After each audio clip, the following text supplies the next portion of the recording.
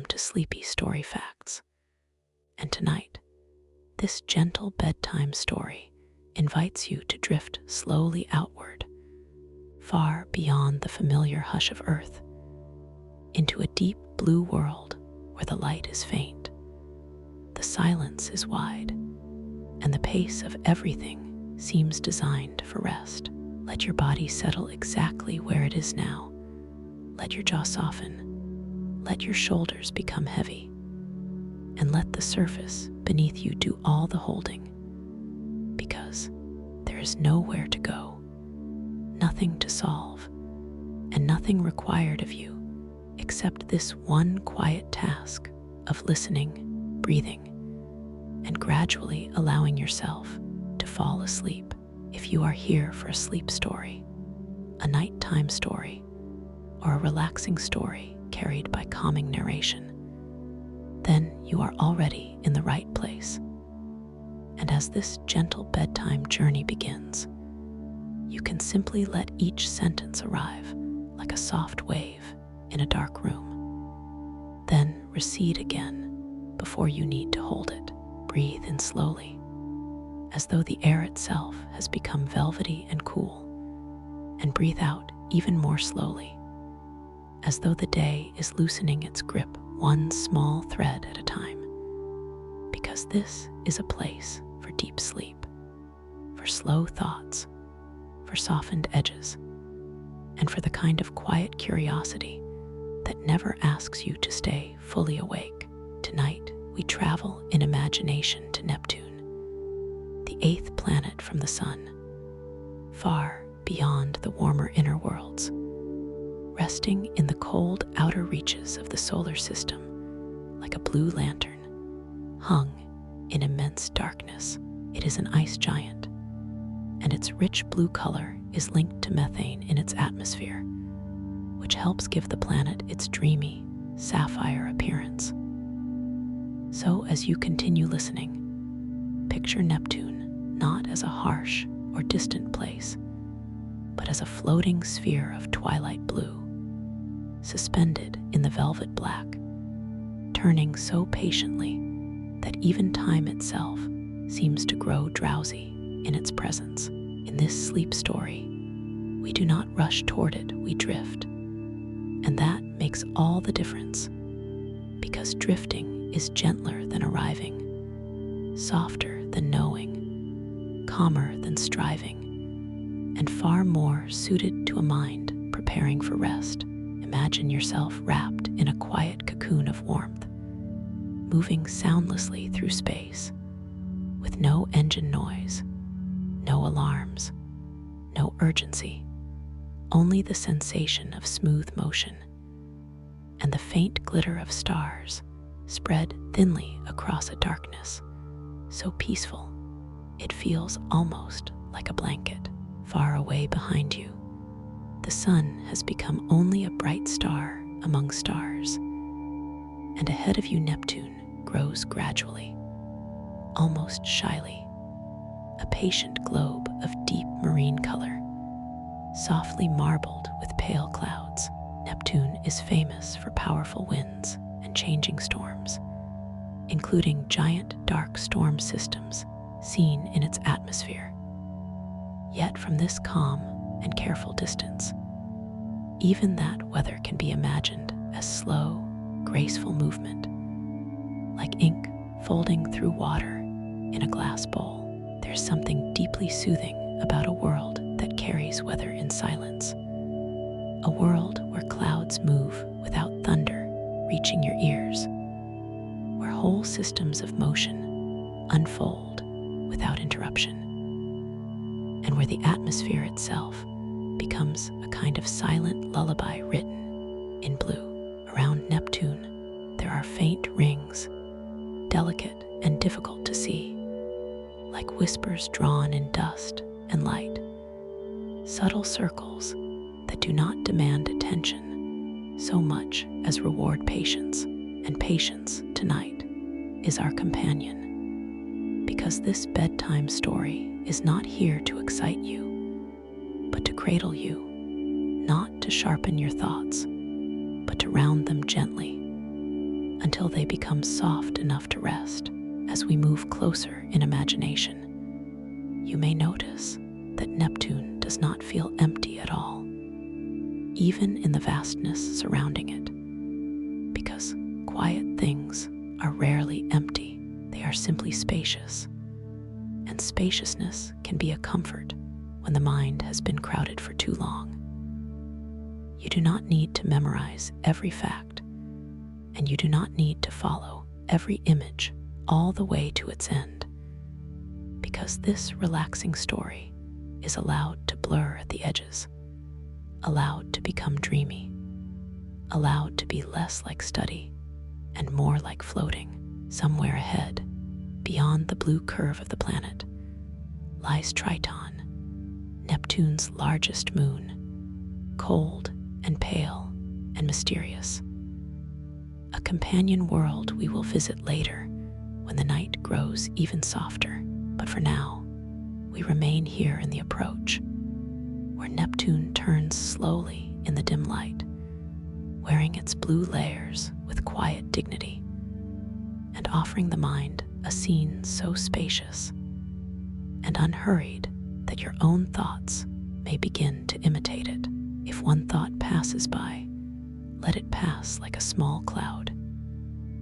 If another arrives, let it dim and fade into the background, because the planet before you has no need to rush, and for this gentle bedtime hour, neither do you. This nighttime story moves at the pace of drifting light, at the pace of a body sinking deeper into comfort, at the pace of eyelids growing heavy, while the imagination continues, for a little while longer, to glide through soft darkness.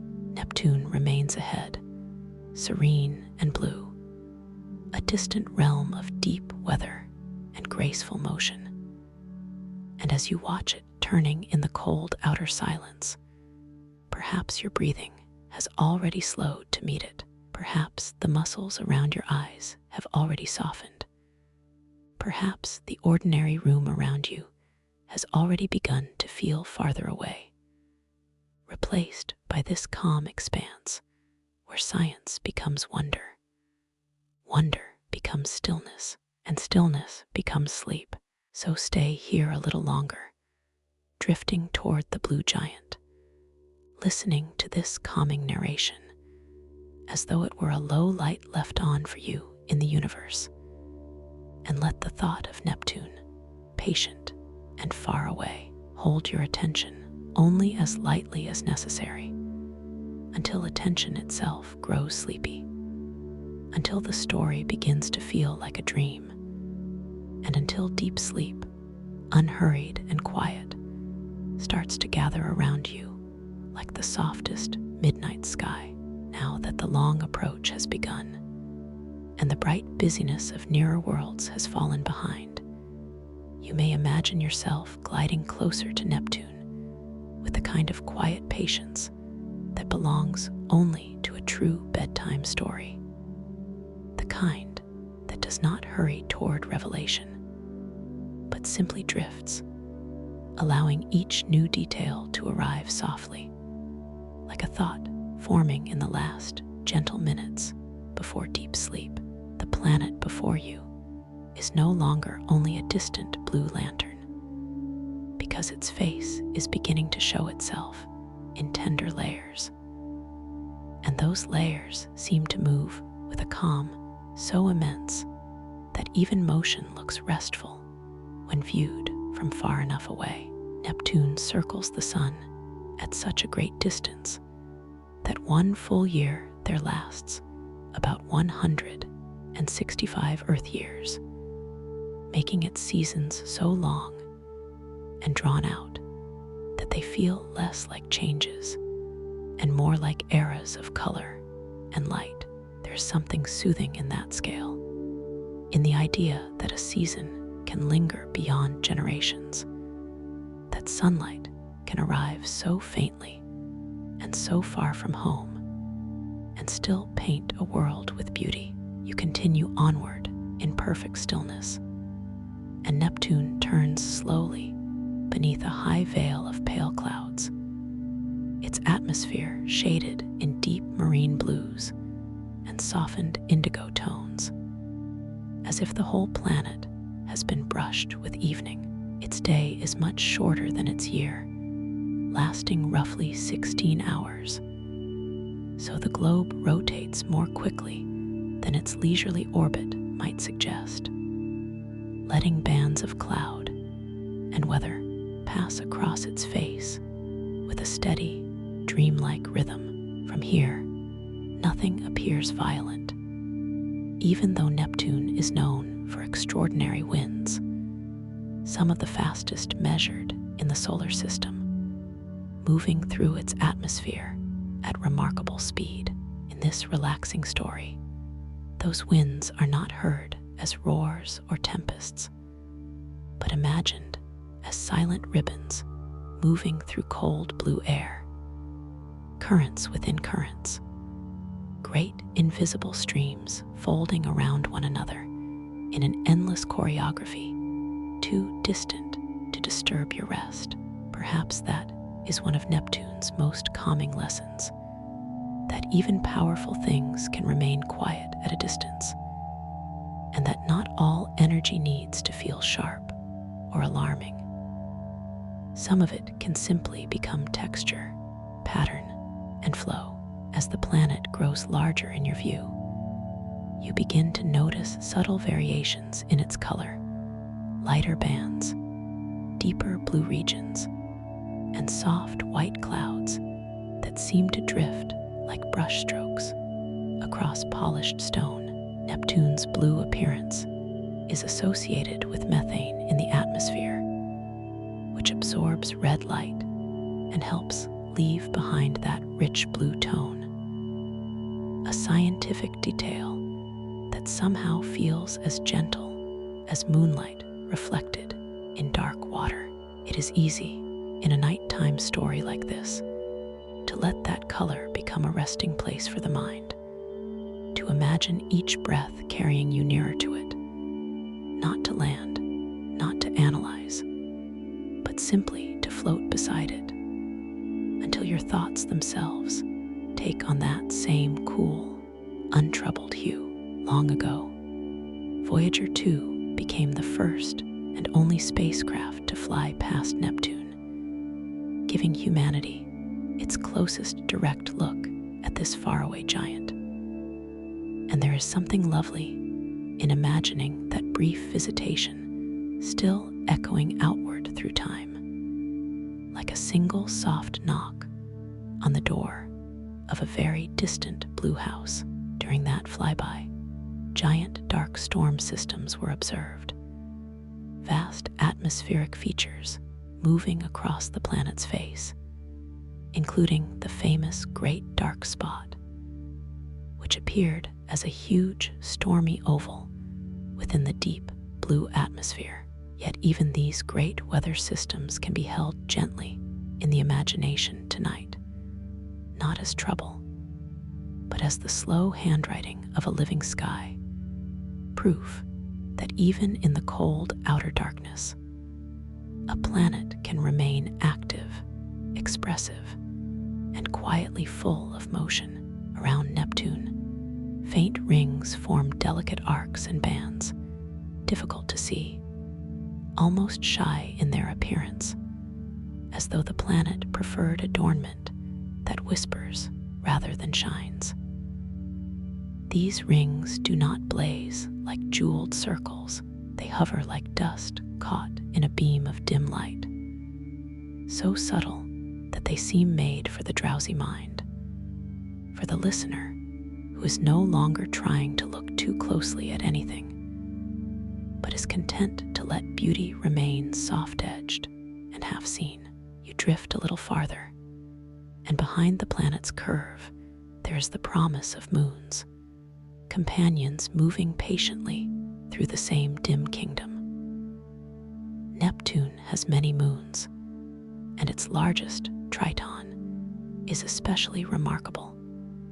A cold and strange world that orbits in the opposite direction of Neptune's rotation, suggesting it may once have been captured rather than born beside the planet. That fact, too, can rest easily inside this calming narration, because even a captured moon can seem peaceful from afar, and even an unusual orbit can become part of a grander harmony when time is long enough and silence deep enough. For now, Triton remains just beyond full view, like something glimpsed in a dream but not yet approached, and that is enough. This sleep story does not need to rush toward every wonder at once. It only needs to keep you company as you fall asleep, one soft fact at a time, one breath at a time, one blue turning world at a time. The farther you travel in imagination, the less effort seems necessary, and the less effort seems necessary, the more natural it becomes to let your thoughts loosen and sink. Neptune continues rotating in the darkness, wrapped in faint sunlight, cloud bands, storms, rings, and distance, and you continue drifting beside it in this gentle bedtime current, where science is not a lecture, but a lantern, not a demand, but a lullaby, and where the deep blue weather of a faraway planet can become the perfect quiet backdrop for rest, for softness, and for the slow arrival of sleep. As this gentle bedtime story continues, you may imagine that your silent path has brought you close enough to Neptune for its faint ring system to begin revealing itself. Not all at once, not in a dazzling or dramatic way, but slowly, delicately, like threads of silver dust becoming visible only when the angle of the light is just right. And in that soft unveiling, there is something deeply suited to a relaxing story, because the most peaceful wonders often do not announce themselves. They simply wait for a quieter mind to notice them. Neptune does indeed have rings, dark and subtle ones, far fainter than the bright, broad rings some people picture around other giant planets, and modern observations have helped show them with striking clarity, including delicate arcs and narrow bands suspended in the black around the blue world. In your imagination, they do not feel like debris or harsh fragments, but like a quiet halo made of patience, a sparse and beautiful structure that seems to belong to a region where everything has been slowed down by distance, by cold, and by the enormous calm of the outer solar system. The planet beneath them turns with its deep blue atmosphere and pale cloud features, its color linked to methane high in the atmosphere, and the whole view seems less like a scientific diagram than a drifting piece of midnight itself. If you are listening in bed, perhaps already half lost in that pleasant borderland between wakefulness and dreams, you can let those rings become simple circles of softness in your mind, gentle shapes that ask nothing from you, asking only that you breathe a little slower and let your thoughts travel in wider, lazier arcs. This is the beauty of a sleep story shaped by science, because the facts do not need to feel sharp or academic. They can arrive like lanterns through mist, one by one, and each true detail can deepen the calm rather than break it. Far beyond the brighter heart of the solar system, Neptune receives only a faint share of sunlight, and that dimness seems to suit the mood of this nighttime story, as though the planet has spent ages learning how to glow quietly instead of shine. The rings drift on, and somewhere beyond them moves Triton, Neptune's largest moon, a pale and remarkable companion that circles the planet in a retrograde orbit, traveling in the opposite direction to Neptune's rotation. A clue that it may once have been captured rather than formed in place. Yet even that unusual history does not disturb the serenity of the scene, because out here, what might seem strange elsewhere becomes graceful, and what once may have been a wandering object now feels like a settled presence. A cold moon that has found its long, slow home beside a blue giant. As you continue to fall asleep to this calming narration, imagine Triton appearing gradually from darkness, not bright, but softly luminous, with the reserved beauty of frost under starlight. And let your mind rest on the idea that even at the edge of the known planetary neighborhood, there are worlds moving in quiet companionship. Triton is known for being a particularly intriguing moon, and NASA describes it as one of Neptune's major wonders. A world cold enough to feel almost sculpted out of winter itself.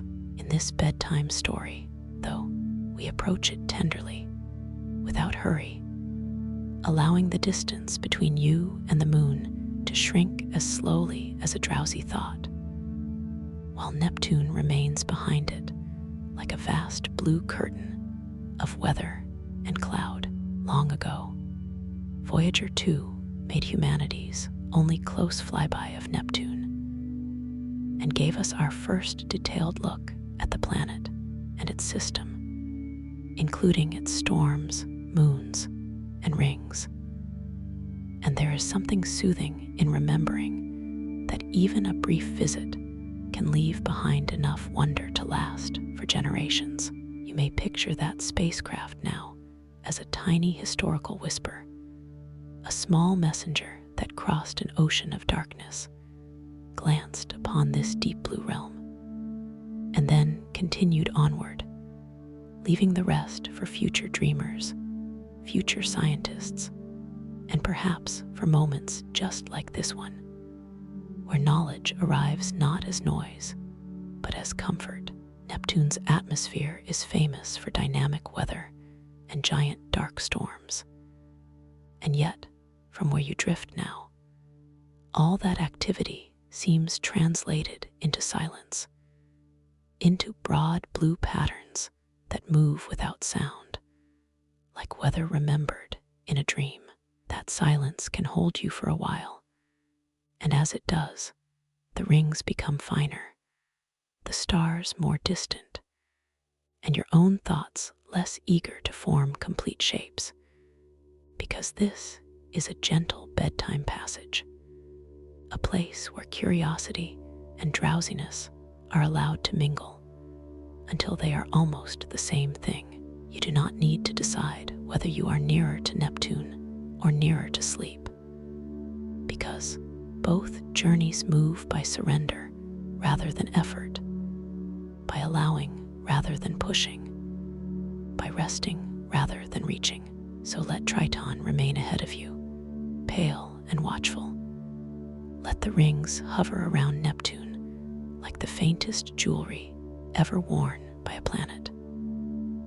Let the deep blue globe turn beneath its thin, faraway sunlight, and let this relaxing story continue to cradle you in the outer dark, where everything is cold, but nothing feels cruel, where everything is distant, but nothing feels lonely, and where the science of a far-off world becomes a soft place for the mind to lie down, loosen its grip on the day, and drift toward deep sleep.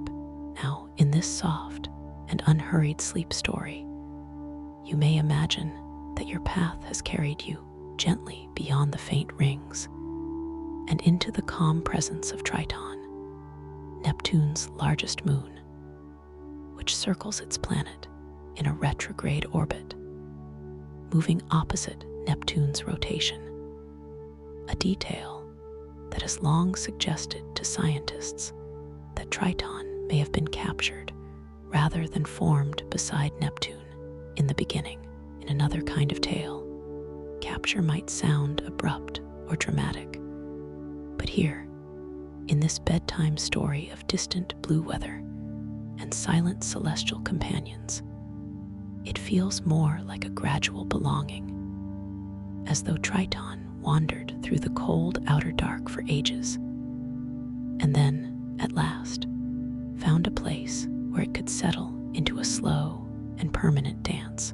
It appears ahead of you now as a pale, icy world, softly lit, not bright enough to startle the eyes of the mind, but luminous enough to feel present, like a pearl resting in a bowl of midnight water. And behind it, Neptune lingers vast and blue, turning with such patience that even your own breathing may begin to imitate its calm rhythm. Triton is an unusually cold world, and NASA describes it as one of the most intriguing moons in the solar system, a place with a frozen surface and a history of remarkable activity despite its distant, wintry stillness. That contrast feels strangely comforting tonight, because so much of the universe seems to teach the same quiet lesson, that even the coldest and most remote places are not empty of story, not empty of motion, not empty of wonder, but simply moving at scales so deep and slow that the human mind can rest while trying to imagine them. As you drift nearer in this relaxing story, picture Triton's surface as a landscape of frost, pale plains, and softly sculpted ridges, where the sunlight is weak and the shadows are long, not threatening, only gentle, stretching across the frozen ground like blue silk laid carefully over snow. Voyager 2 flew past Neptune and Triton in 1989, and it remains humanity's only close visit to this moon, revealing a world that looked unexpectedly active, with a surface marked by ice, sparse atmosphere, and evidence of cryovolcanic processes. A kind of icy geology, unlike the familiar warmth of volcanoes on Earth.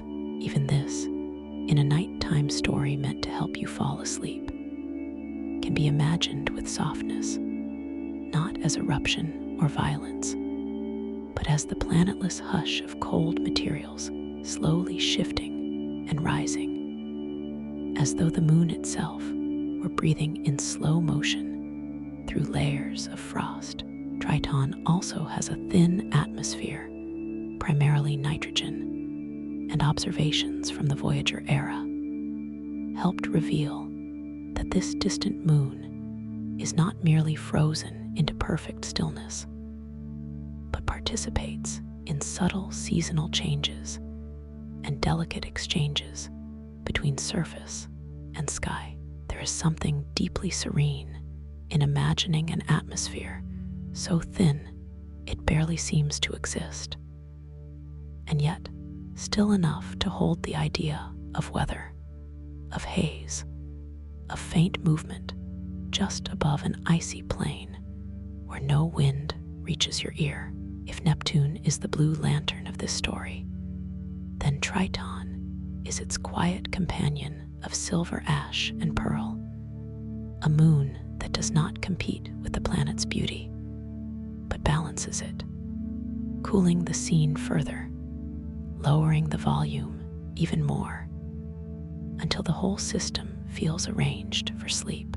As this gentle bedtime journey continues, you may let your thoughts walk slowly across Triton's imagined surface without needing to arrive anywhere, passing over fields of nitrogen ice, gliding above frozen textures, and pausing near the strange dark streaks that Voyager 2 observed, features interpreted as signs of plumes or deposits shaped by activity on this cold world in ordinary daylight thinking. Facts like these invite analysis, but here they become part of the lullaby, because every scientific truth arrives cushioned by darkness and distance, and nothing needs to be solved before you can rest. The outer solar system is full of silence, yet it is not the silence of absence. It is the silence of spaciousness, the kind that makes room for drifting, for calm, for a mind that has done enough for one day and is ready now to be carried instead of carrying.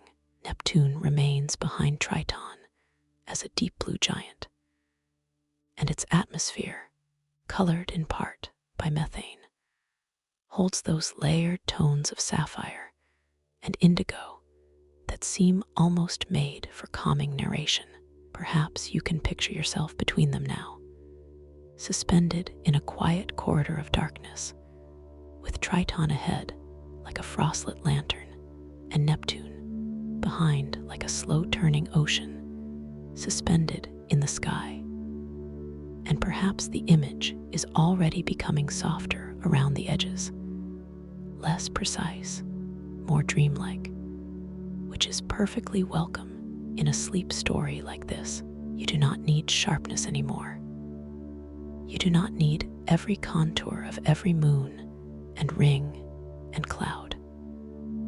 You only need enough detail to keep the mind gently occupied while the body grows heavier, enough wonder to make rest feel natural, enough quiet to allow deep sleep to come forward without resistance.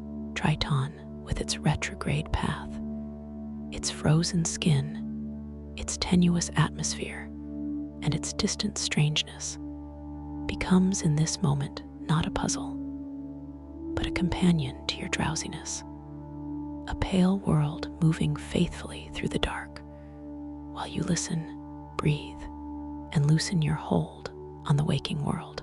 And so this bedtime story continues in the gentlest way, not by rushing ahead to the next marvel, but by lingering here beside Neptune's cold and graceful moon, letting its frost, its distance, and its patient orbit smooth the last active corners of thought, until they too become quiet, dim, and ready to drift away.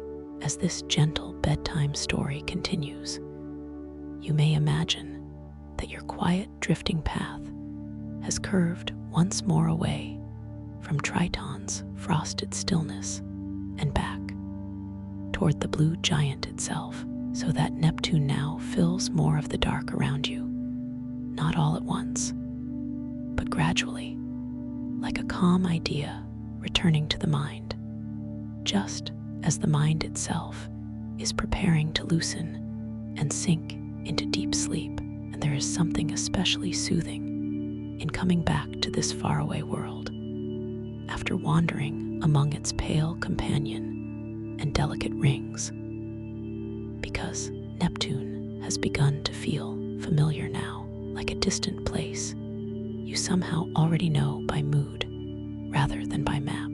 It remains far from the sun, so far that 1 year there lasts about 165 Earth years, and this immense slowness gives the planet an almost dreamlike relationship with time, as though its seasons are not events, but gentle ages of blue light and shadow unfolding with great patience. If you let yourself rest with that thought for a moment, it may soften something in you, because here is a world where nothing needs to happen quickly, where change can take generations, where even sunlight arrives as a dim and delicate visitor. And in a sleep story that is a deeply comforting thing, Neptune also turns more quickly than it travels, completing a day in about 16 hours.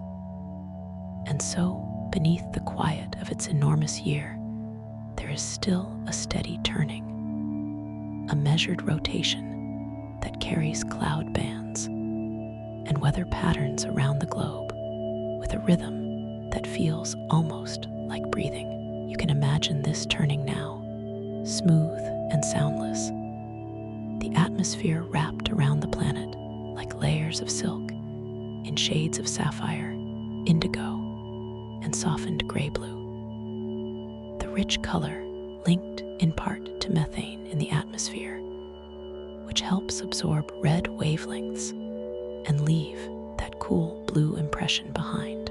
That color is so easy to rest inside mentally, so easy to imagine as the shade of silence itself, that perhaps your thoughts begin to take it on, becoming slower, deeper, less bright at the edges, more willing to drift than to decide. Neptune is known for extraordinary winds and for dark storm systems that appear and fade in its atmosphere, including giant spots observed over time by spacecraft and telescopes. And yet, from this serene, imaginative distance, all of that motion becomes gentle, more like a slow circulation of dream clouds than anything sharp or restless.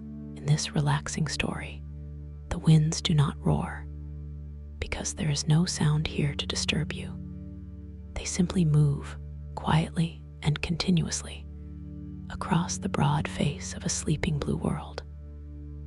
And perhaps it is pleasant to think that even the fastest winds in the solar system can become peaceful when watched from far enough away. When translated by darkness, distance, and the softening effect of night around Neptune, the faint rings still hover in your peripheral awareness, delicate bands and arcs so subtle that they seem almost woven from memory instead of matter. And modern images have shown them with a kind of quiet elegance that suits this bedtime journey perfectly. You do not need to look directly at them now. You can simply know they are there, circling in the black like thin brush strokes around a blue lantern, while your attention rests on the planet's slow turning and on the comfortable sense that nothing in this story needs urgency. Long ago, Voyager 2 made the only close flyby of Neptune, offering humanity its nearest look at this deep blue world, and leaving behind a brief, yet lasting record of its clouds, storms, rings, and moons. There is something almost tender in that fact tonight, because it means Neptune has been visited only once up close, touched only lightly by human presence, and still remains mostly what it has always been: distant, calm, and full of room for the imagination to settle. That single flyby becomes, in this nighttime story, not a triumphant intrusion, but a soft passing glance, a respectful encounter between a tiny craft and a great blue world. And then once again, the silence closes gently around the planet like velvet curtains.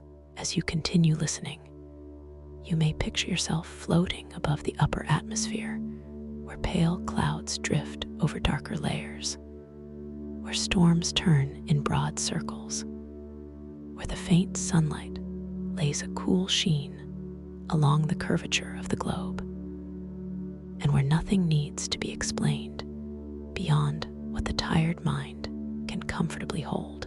This is the beauty of calming narration shaped for sleep, because the facts remain real, but they are carried on long, slow sentences meant not to awaken the intellect too sharply, only to give it a quiet place to wander until wandering becomes dreaming. Behind you now, there is only darkness scattered with very distant stars.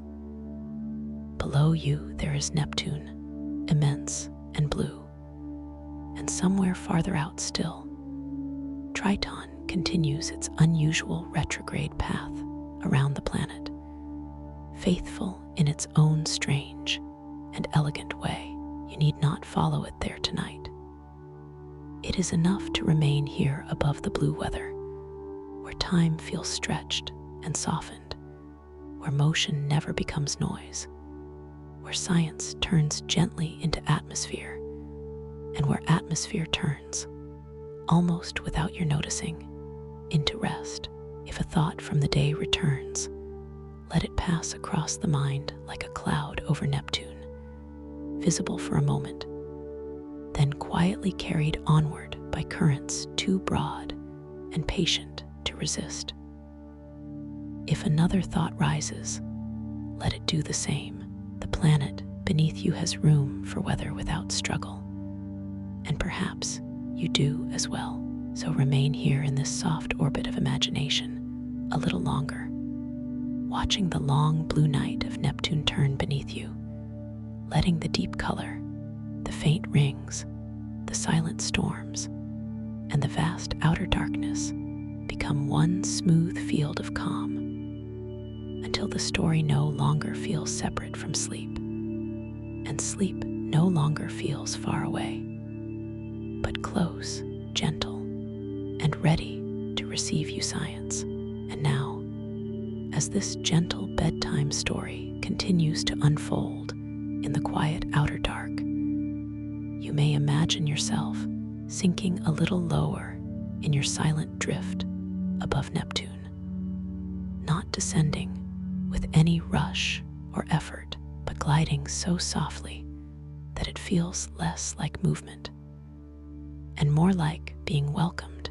into a deeper layer of blue, into a calmer chamber of the night where the planet's great atmosphere opens beneath you like folds of silk, laid one over another in cool shades of sapphire, indigo, and silvered mist. Neptune is the 8th planet from the Sun, and it rests so far from that distant light that the whole world seems wrapped in a kind of permanent twilight, a place where brightness has learned to whisper rather than shine in a story meant to help you fall asleep. That distance feels comforting, because faraway things do not ask much of you, and faint light is kinder to tired eyes, even imagined ones. The planet below turns steadily through a day of about 16 hours, carrying its cloud patterns around the globe in a rhythm that feels almost like breathing, steady enough to notice, slow enough to calm the mind.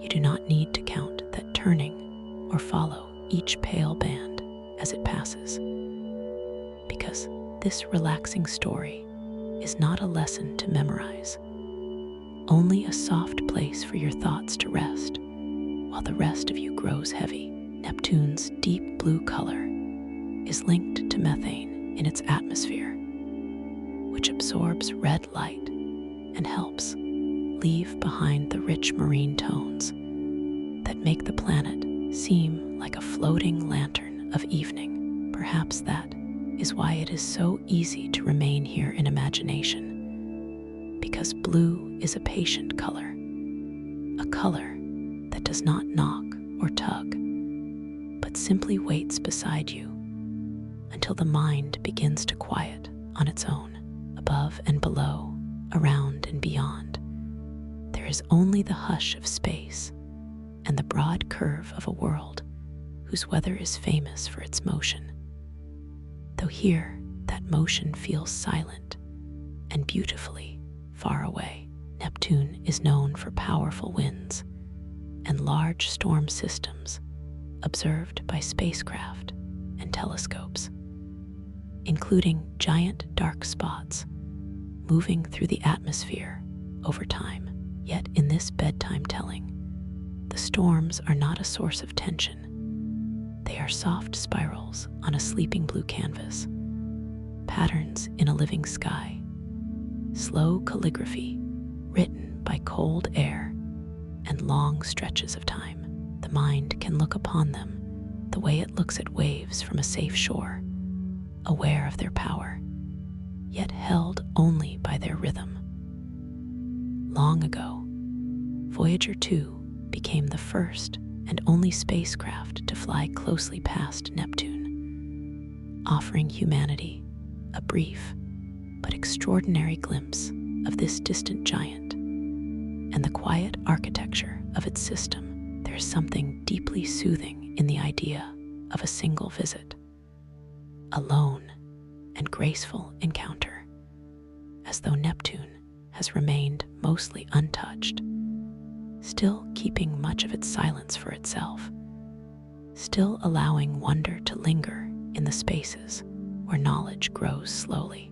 If you like, you can imagine that old spacecraft now as a tiny silver memory moving onward through the dark, while you remain here in this calming narration, drifting above the upper clouds without any mission at all except to rest. Somewhere farther out, faint rings continue to circle Neptune in narrow, delicate bands and arcs, subtle enough to seem almost imaginary unless the light catches them just so. They are there whether you focus on them or not, just as so many quiet things are present in the night without asking to be named. And it is enough to know that this blue planet wears a halo so gentle it nearly disappears into the black. Farther still, Triton continues its unusual retrograde orbit, moving in the opposite direction of Neptune's rotation. A cold companion following its own elegant path through the same vast darkness. But tonight, you do not need to travel outward again. Tonight, it is enough to remain above the cloud tops, where pale streaks of brightness slide over darker blue depths, and the whole atmosphere seems to breathe in slow patterns too large to hear. Neptune is classified as an ice giant, a reminder that not all giant planets are alike, and that even among the great worlds of the solar system, there are different kinds of grandeur, different textures of silence, different ways of carrying weather through the dark. In this sleep story, that scientific truth feels almost like a lullaby of categories and distances, a quiet reassurance that the universe has room for many forms of beauty, and that some of the gentlest are also the most remote. As you continue listening, you may notice that the effort of imagining has begun to fade into something easier, softer, almost dreamlike, so that Neptune no longer appears as a set of facts alone, but as a mood, a presence, a great blue stillness turning beneath you, while your own thoughts become less separate and more fluid. If a memory from the day drifts in, let it pass across the mind like one of Neptune's pale clouds. If another follows, let it do the same. The planet below has room for motion without disturbance, and perhaps you do too. So remain here a little longer above the sapphire clouds, held by the calm of distance, by the softness of deep blue weather, by the patient turning of a world that asks nothing of you. And let this bedtime story continue carrying you in widening circles of quiet until the last alert edges of thought loosen, blur, and gently give way to sleep. In this soft continuation of our sleep story, you may imagine that you are still drifting above Neptune's upper clouds. But now, your attention begins to widen, not downward into detail, and not outward into urgency, only gently outward into the larger calm that surrounds this deep blue world, so that the planet below becomes part of a greater and quieter picture, a place of immense distance patient turning, and faint sunlight that arrives. After traveling so very far, Neptune is the 8th planet from the Sun. And because it circles at such a remote distance, the sunlight there is far weaker than the light that bathes Earth, giving the whole world a subdued, twilight quality that feels perfectly at home inside a gentle bedtime story. You do not need to calculate that distance or hold it firmly in mind, because tonight the science is here not as effort, but as comfort. And it is enough simply to feel the idea of a faraway world living in dim blue light, a world where brightness has softened into hush. Neptune takes about 165 Earth years to complete one journey around the Sun. And that means its seasons unfold with extraordinary slowness, stretching so long that they feel more like eras of mood than changes of weather. There is something deeply soothing in that timescale, because on a planet where a season can linger beyond a human lifetime, nothing seems rushed, nothing seems abrupt, and even change itself begins to feel gentle. Beneath you, the atmosphere continues its calm rotation through a day of about 16 hours. And so the planet holds both slowness and motion together, long years and shorter days, vast patience and steady turning, like a lullaby made from opposites that somehow fit perfectly well together. Neptune's rich blue color is linked to methane in the atmosphere, which absorbs red light and helps leave behind the cool sapphire tones that have accompanied us through this relaxing story like a quiet thread. Perhaps that color now seems less like something you are observing and more like something you are resting inside, as though the mind itself could recline against blue, lean into blue, and let the last bright edges of the day dissolve there. Though Neptune is famous for powerful winds and immense storm systems, including dark atmospheric spots seen over time, those motions remain silent from your place above the cloud tops, softened by distance, translated by the stillness of space into nothing more alarming than graceful movement across a sleeping globe. This is one of the gentlest truths Neptune offers in a nighttime story. That motion does not always mean disturbance, and that even a restless sky can appear peaceful when held within enough quiet. The faint rings still circle somewhere beyond your immediate gaze, narrow, delicate, and difficult to see. More suggestion than spectacle. A whisper of structure around the blue planet. Farther outward, Triton continues along its unusual retrograde orbit, the cold moon moving faithfully through the outer dark, its strange path now feeling less unusual than tenderly familiar, like the return of a thought you have already learned to trust. And behind all of this is the lovely knowledge that Voyager 2 remains the only spacecraft ever to fly past Neptune up close, giving humanity one brief close look at this distant ice giant, and then leaving the world to its silence again.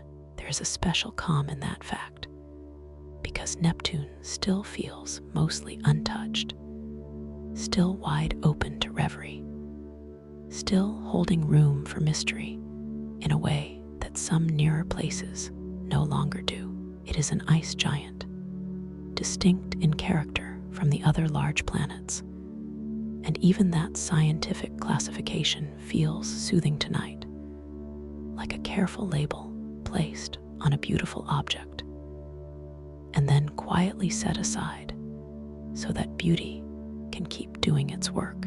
As this bedtime story carries you onward, the scene may begin to simplify in the most comforting way, with fewer details asking for attention and more space opening between them, so that Neptune becomes a curve of deep blue below, the sun a remote brilliance far behind, the stars thin and quiet all around, and your own body heavier now than it was when this journey began. You may find that your breathing has adopted the pace of the planet's turning, or perhaps the slower pace of its seasons, or perhaps no pace at all that can be named, only a soft descent into stillness. If a thought rises, let it cross the mind the way a pale cloud crosses Neptune, briefly visible, gently shaped, and then carried onward without resistance. If another thought follows, let it pass the same way. Nothing here needs to be held, nothing here needs to be solved. The blue world continues its patient orbit. The storms continue their silent motion. The rings continue their faint circling. Triton continues its distant path. And you continue drifting above it, all in this calming narration, where science becomes atmosphere, atmosphere becomes quiet, and quiet becomes the gentle edge of deep sleep. So remain here a little longer in the dim sun of the outer solar system, where Neptune turns in blue silence beneath you, and let the great distance, the faint light, the long years, and the soundless weather carry you farther from the day and nearer to rest, until the story itself feels lighter than breath, and sleep begins to gather around you like a slow and endless evening sky. As this gentle bedtime story continues, you may imagine that nothing needs to change very much now, because Neptune has already taught us one of its quietest lessons, which is that not every journey moves by dramatic arrival, and not every wonder needs to be approached more closely in order to be felt. And so you remain here in your calm drifting place above the planet, where the blue curve below seems almost endless, and the darkness around it feels less like emptiness and more like spaciousness, a wide and patient room prepared for rest. Neptune is an ice giant, distinct from the larger gas giants in both composition and character. And that simple classification lends the planet a special kind of serenity in the imagination, as though it belongs to a colder, quieter family of worlds shaped by distance and dim light. The sun, so commanding from Earth, is far away here, and Neptune completes one orbit only after about 165 Earth years, which makes a single Neptunian year longer than many human lifetimes, and gives the whole planet an almost dreamlike relationship with time. In a relaxing story like this, that slowness feels like comfort rather than scale, because it suggests a place where nothing presses, where seasons are not hurried through, and where the sky can take its time, becoming what it will become. Even so, Neptune turns through its own day in about 16 hours, and that steady rotation carries its pale clouds and deep blue weather onward in a rhythm so measured that it feels almost like the rise and fall of a sleeping breath. You do not need to follow every movement in the atmosphere, because the purpose of this nighttime story is not to hold your mind tightly to each detail, but to let the details float by one at a time, each one gentle enough to accompany you toward deep sleep without asking you to stay fully awake.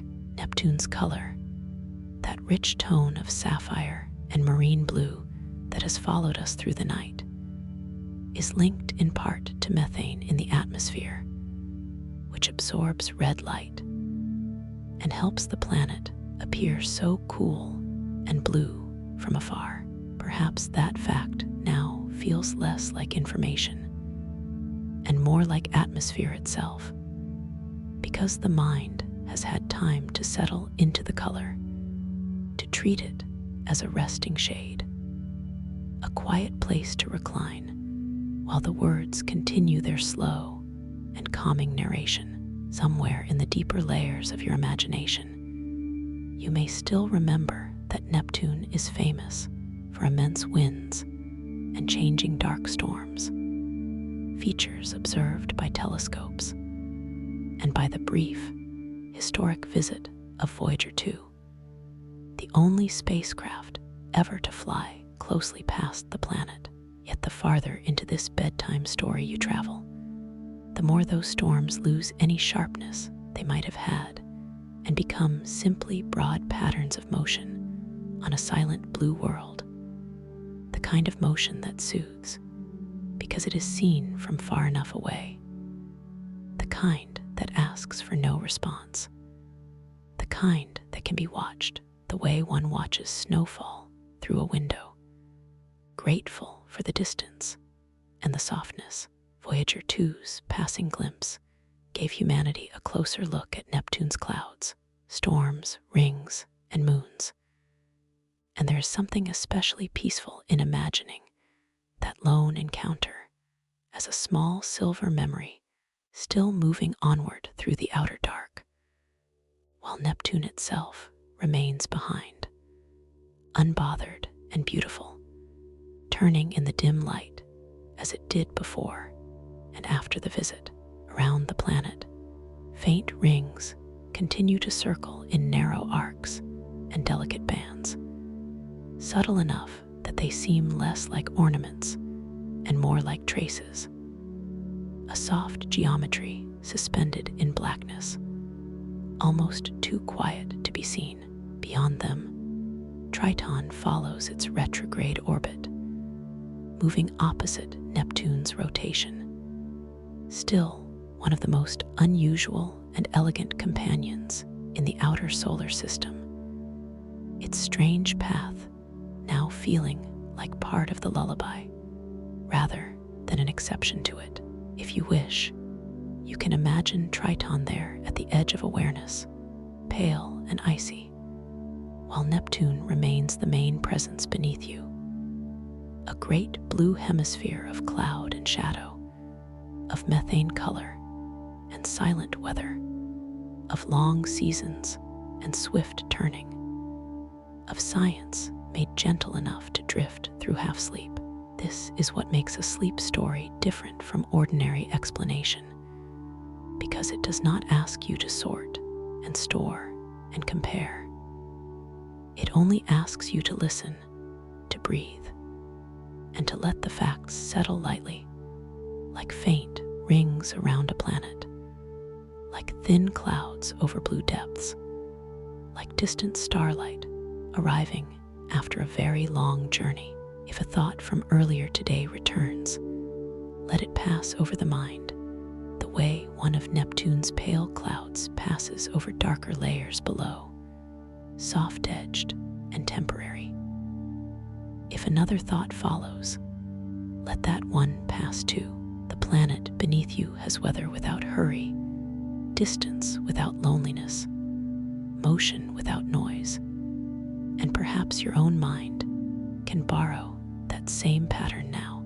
So remain here a little longer in this gentle bedtime, above the deep blue weather of Neptune, where the sun is small, the years are long, the rings are faint, Triton is patient, and everything moves with a grace that feels made for sleep, until the story itself becomes quieter than thought, and thought itself becomes softer than breath, and you are carried onward, slowly and peacefully, into rest. In this quiet continuation of our sleep story, you may imagine that the blue curve of Neptune is still resting below you, vast and calm, while somewhere ahead and slightly beyond, Triton begins to return to your awareness, not suddenly, not brightly, but with the same soft patience that has guided every step of this nighttime story, as though the moon has been waiting just beyond the edge of thought for the perfect sleepy moment to appear again. Neptune remains the 8th planet from the Sun, far out in the cold outer solar system, and at this great distance, the sunlight is so faint that everything seems touched by a permanent blue evening rather than full daylight. That dimness is a comfort now, because bright things belong to morning, while this relaxing story belongs to the slow and velvet hour when the mind is no longer trying to hold the whole day together and can finally begin to loosen, soften, and fall asleep below you. Neptune continues its patient turning, completing a day in about 16 hours, while its much longer year stretches to about 165 Earth years, giving the whole planet a relationship with time that feels almost impossibly unhurried. In a gentle bedtime like this, that scale does not feel overwhelming, only calming, because it reminds you that some worlds move so slowly through their seasons that change itself becomes quiet enough to rest beside. The deep blue color of Neptune, linked in part to methane in its atmosphere, still seems to glow from within the planet's cloud layers, like the color of twilight deepened and polished until it became a world. You do not need to study that color any longer now. You can simply rest in it mentally, the way one might rest in the cool shade of a room after a long and bright day, grateful for the softness of it, grateful for the way blue seems to absorb excess thought and return only stillness. As your drift continues, Triton slowly takes shape again in the distance, pale and restrained, a moon whose beauty does not depend on brightness or spectacle, but on quiet contrast. On the way its frosted light stands beside Neptune's darker blue, like silver beside deep water. Triton is Neptune's largest moon, and it travels in a retrograde orbit, moving opposite the direction of Neptune's rotation, which has long suggested that it may have been captured rather than formed together with the planet. Yet tonight even that unusual history becomes gentle, because in this bedtime story, the idea of capture feels less like interruption and more like belonging achieved slowly, as though after ages of wandering through the outer dark, Triton found a place where it could settle into a graceful and enduring path. You move toward it without urgency, and the space between Neptune and its moon feels as calm as a long breath held comfortably in the chest before being released. Long ago, Voyager 2 made the only close flyby of Neptune and Triton, giving humanity its clearest direct view of this distant pair, and revealing Triton as a cold, fascinating world with a frozen surface and a thin atmosphere. Even the memory of that flyby feels sleepy now, like a small silver thread passing once through a blue and silent dream, leaving behind just enough detail for imagination to continue the journey in a softer way. Triton's surface has been associated with icy plains, unusual terrain, and evidence of active processes, including plumes or deposits seen during the Voyager encounter. a reminder that even very cold and distant worlds can remain quietly dynamic.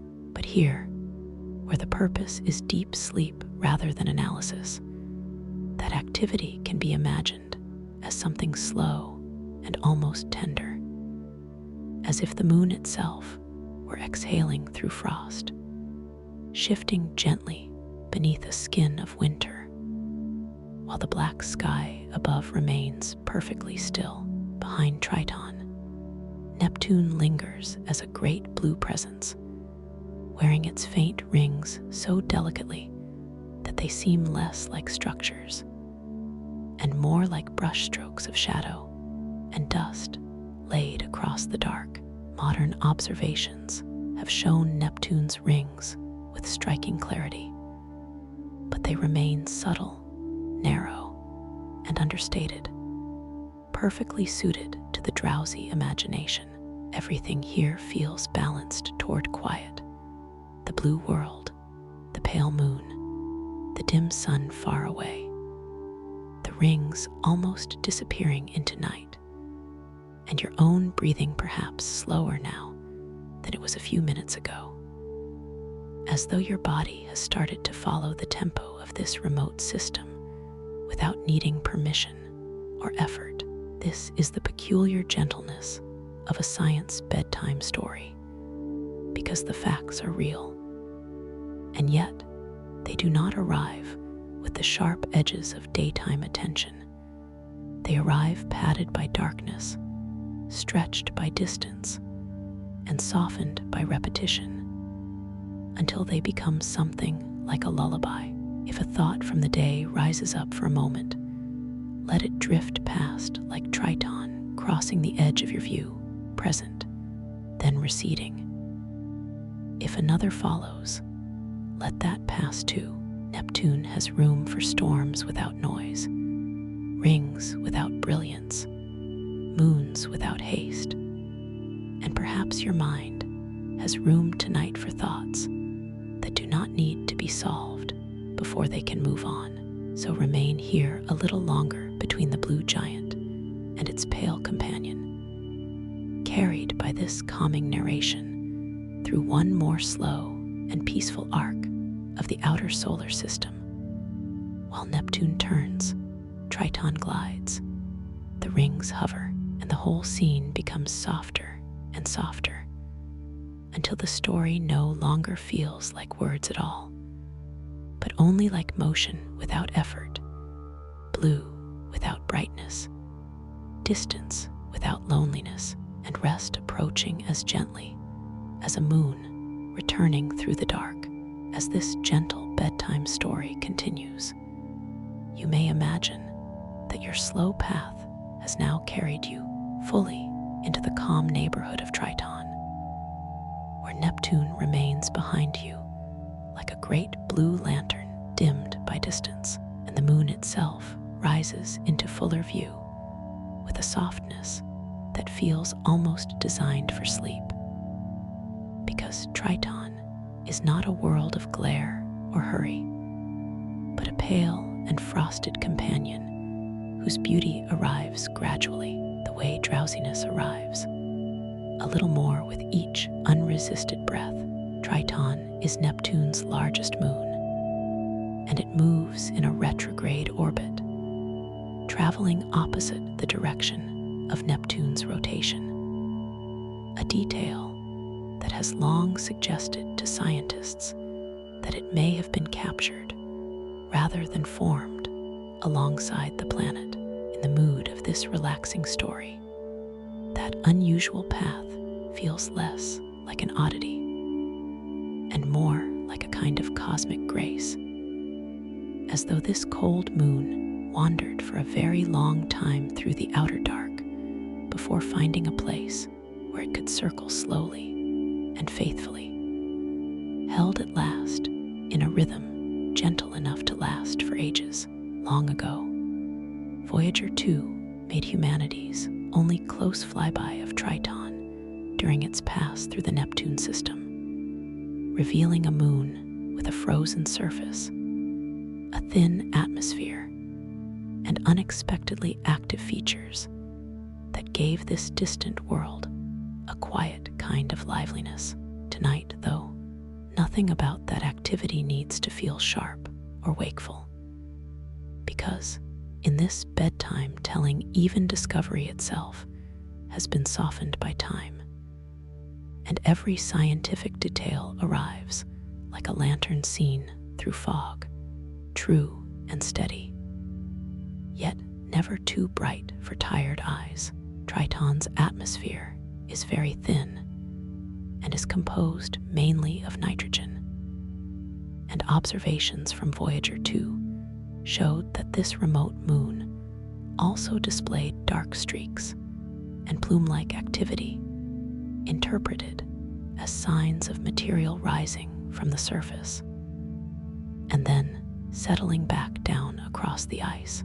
If you like, you can imagine those plumes not as eruptions, but as the moon's slow and silent breathing, as if the frozen landscape were exhaling delicate shadows into the weak sunlight and letting them drift back down over pale plains and ridges in the stillness. Beneath you, the surface seems to unfold in muted shades, not white in a harsh or brilliant way, but softly luminous, like frost seen by starlight, with long shadows resting over icy textures that the mind does not need to define too clearly in order to find them calming. NASA describes Triton as one of the most intriguing moons in the solar system, a cold world with a frozen crust and a history that makes it one of Neptune's most compelling companions. Yet tonight, intrigue is translated into stillness, and stillness into comfort, so that the moon becomes not a puzzle to solve, but a place to drift above, a silver blue quiet at the edge of the solar system, where even curiosity has learned to speak in whispers. Somewhere behind you, Neptune continues its patient turning, its deep blue color linked in part to methane in its atmosphere, and the planet's faint rings remain stretched around it in narrow arcs and subtle bands that are visible only with patience and the right light. But here beside Triton, the blue giant's weather has receded into the background of the mind, and what remains in the foreground is a colder hush, a simpler landscape, a place where the imagination can grow even quieter, because there is less to hold, less to follow, less to keep track of. As sleep draws nearer, you may picture yourself gliding over frozen plains where no footsteps have ever sounded, where the sunlight is faint and the sky is dark, and where every contour seems shaped by very long stretches of time, not rushed change, but slow becoming, the kind of becoming that belongs to moons, ice, and distant orbits. Triton's retrograde path remains one of its most distinctive features, and that unusual orbit continues to support the idea that it did not originate beside Neptune in the same way many moons do. There's something strangely soothing about that, because it suggests that even in the deep architecture of the solar system, there is room for worlds that arrive later, worlds that are gathered in, worlds that become part of a family after a long and lonely passage through space. If a thought from the day returns for a moment, let it be like one of Triton's faint dark streaks across the ice, visible but not troubling, brief, and already fading into the larger calm. If another thought follows, let it drift by in the same way, because nothing here needs to be answered before you can rest, and nothing in this gentle bedtime asks more of you than listening and breathing. and allowing the scene to grow dimmer around the edges. Voyager 2's glimpse of Triton remains our closest direct look at this moon, and that single visit still shapes much of what humanity knows about its surface and thin atmosphere. Perhaps that makes Triton even more restful to imagine, because it remains partly known and partly hidden, a world described by fact, yet still wrapped in enough mystery to let the sleeping mind wander without effort. So stay here a little longer above this frosted companion of Neptune, where nitrogen ice, faint plumes, and slow orbits become part of a calm and continuous nighttime story. And let the pale moon below you, the blue planet behind you, and the vast outer darkness all merge into one gentle field of quiet, until the words thin out like breath in cold air. The images soften into dream, and deep sleep begins to gather around you as lightly as frost. As this gentle bedtime story continues, you may imagine yourself still gliding above Triton, where the silence feels even deeper now, and the whole moon seems wrapped in a softness so complete that it hardly feels like a place of rock and ice at all, but more like a pale thought drifting at the edge of a dream, while Neptune lingers far behind as a dim blue guardian, patient and distant, letting this quieter world hold the center of your attention for a little while longer. Triton is Neptune's largest moon, and it moves in a retrograde orbit, circling opposite the planet's rotation. A path that has long suggested it may have been captured rather than formed beside Neptune in the first place. In the mood of this relaxing story, that ancient capture feels less like interruption and more like a gentle arrival, as though after traveling through the cold outer dark for ages beyond counting, Triton found a blue world willing to keep it company forever. Long ago, Voyager 2 made the only close flyby of Neptune and Triton, offering humanity its clearest direct look at this frosted moon, and revealing a surface that was far more interesting and active than many had expected from such a distant, cold place. Yet here, in this bedtime telling, even activity becomes restful, because nothing rushes, nothing startles, and every discovery is softened by distance, by darkness, and by the calm rhythm of the voice carrying you onward.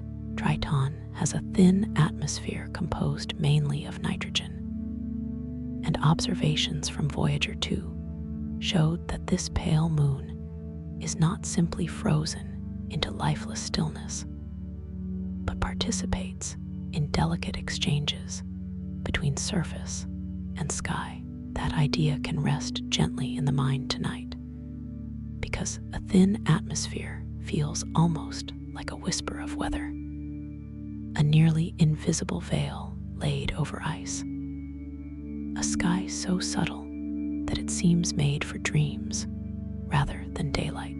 Beneath you, the frozen surface stretches in muted tones, with planes and textures that feel softly sculpted rather than sharply defined.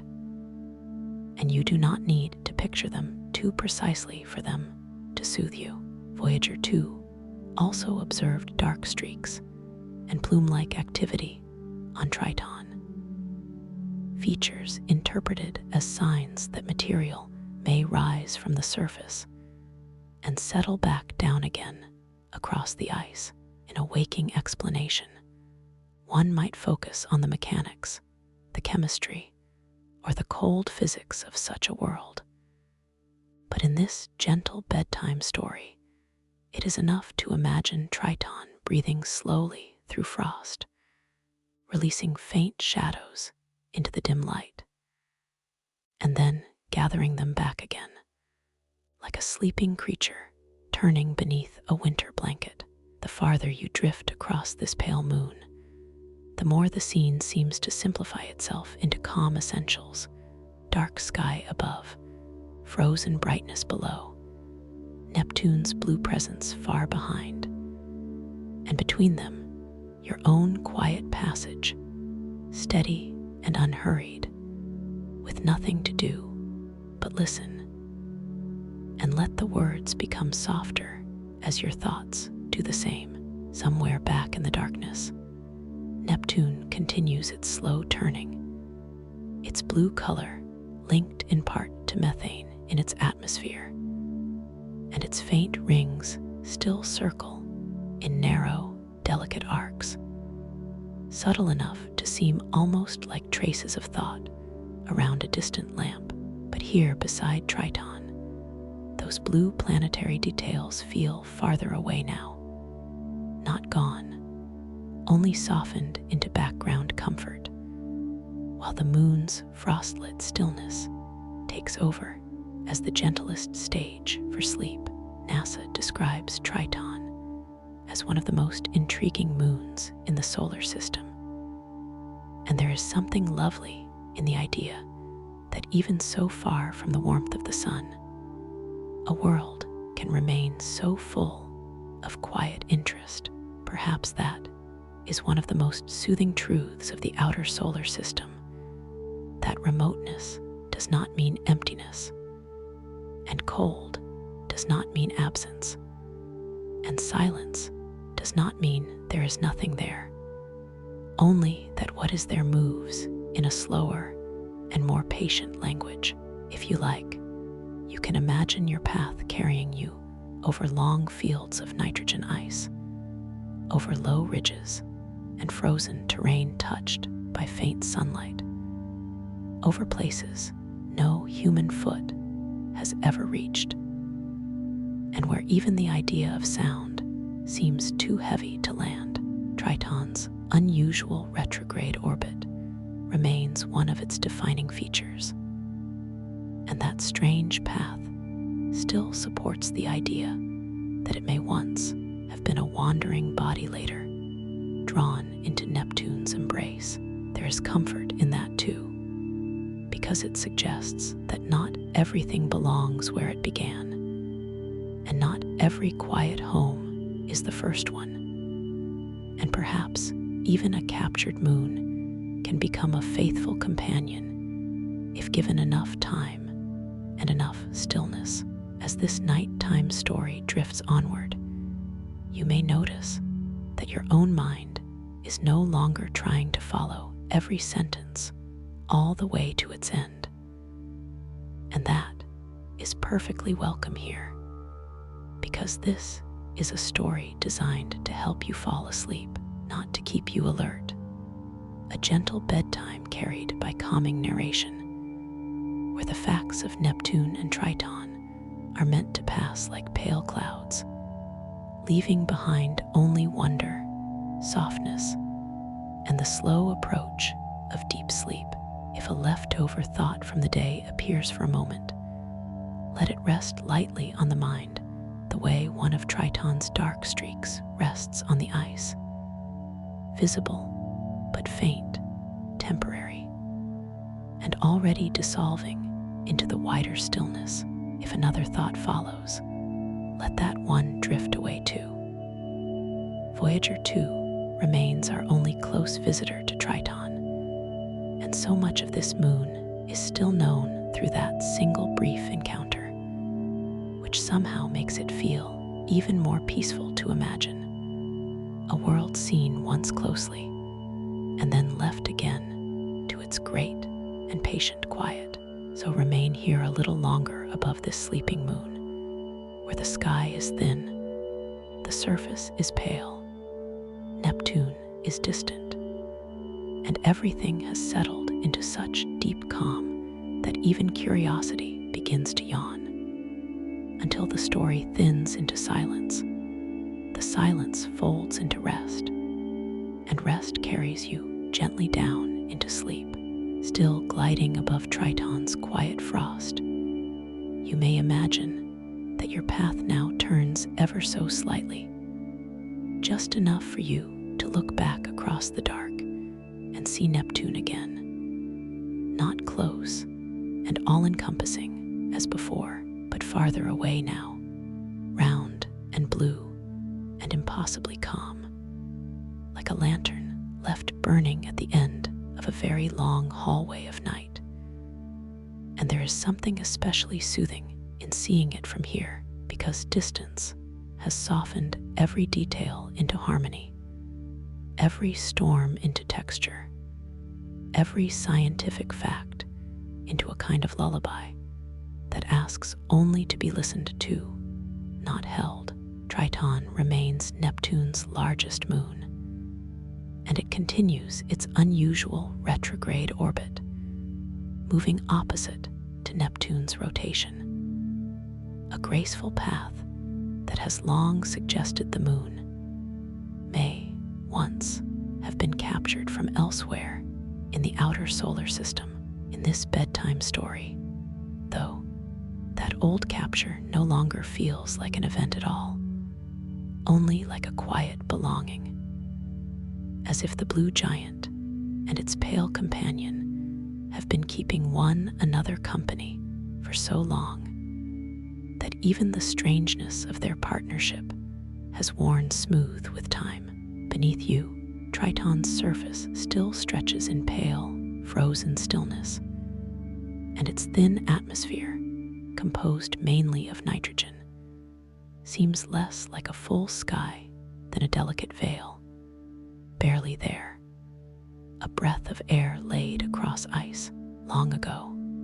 Voyager 2 passed through this distant realm and gave humanity its only close look at Triton and Neptune, revealing the moon's frozen terrain, its faint atmosphere, and signs of plume-like activity that hinted at a world more alive in its own cold way than anyone had expected. Yet tonight none of that needs to feel active or demanding, because what remains in the mind after so many quiet chapters is not motion, but mood, not discovery, but softness.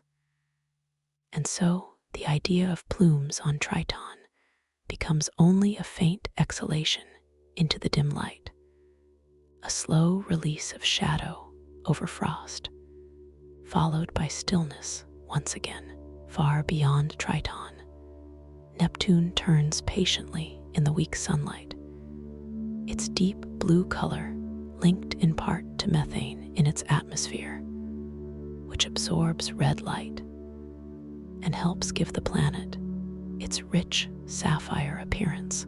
Even from here, even through imagination, that blue seems to carry its own emotional weather, a color that cools the mind, widens the breath, and encourages every lingering thought from the day to unclench and drift away. Neptune is the 8th planet from the Sun, and because it circles at such a great distance, 1 year there lasts about 165 Earth years, while 1 day lasts about 16 hours, allowing the planet to rotate steadily beneath those very long seasons.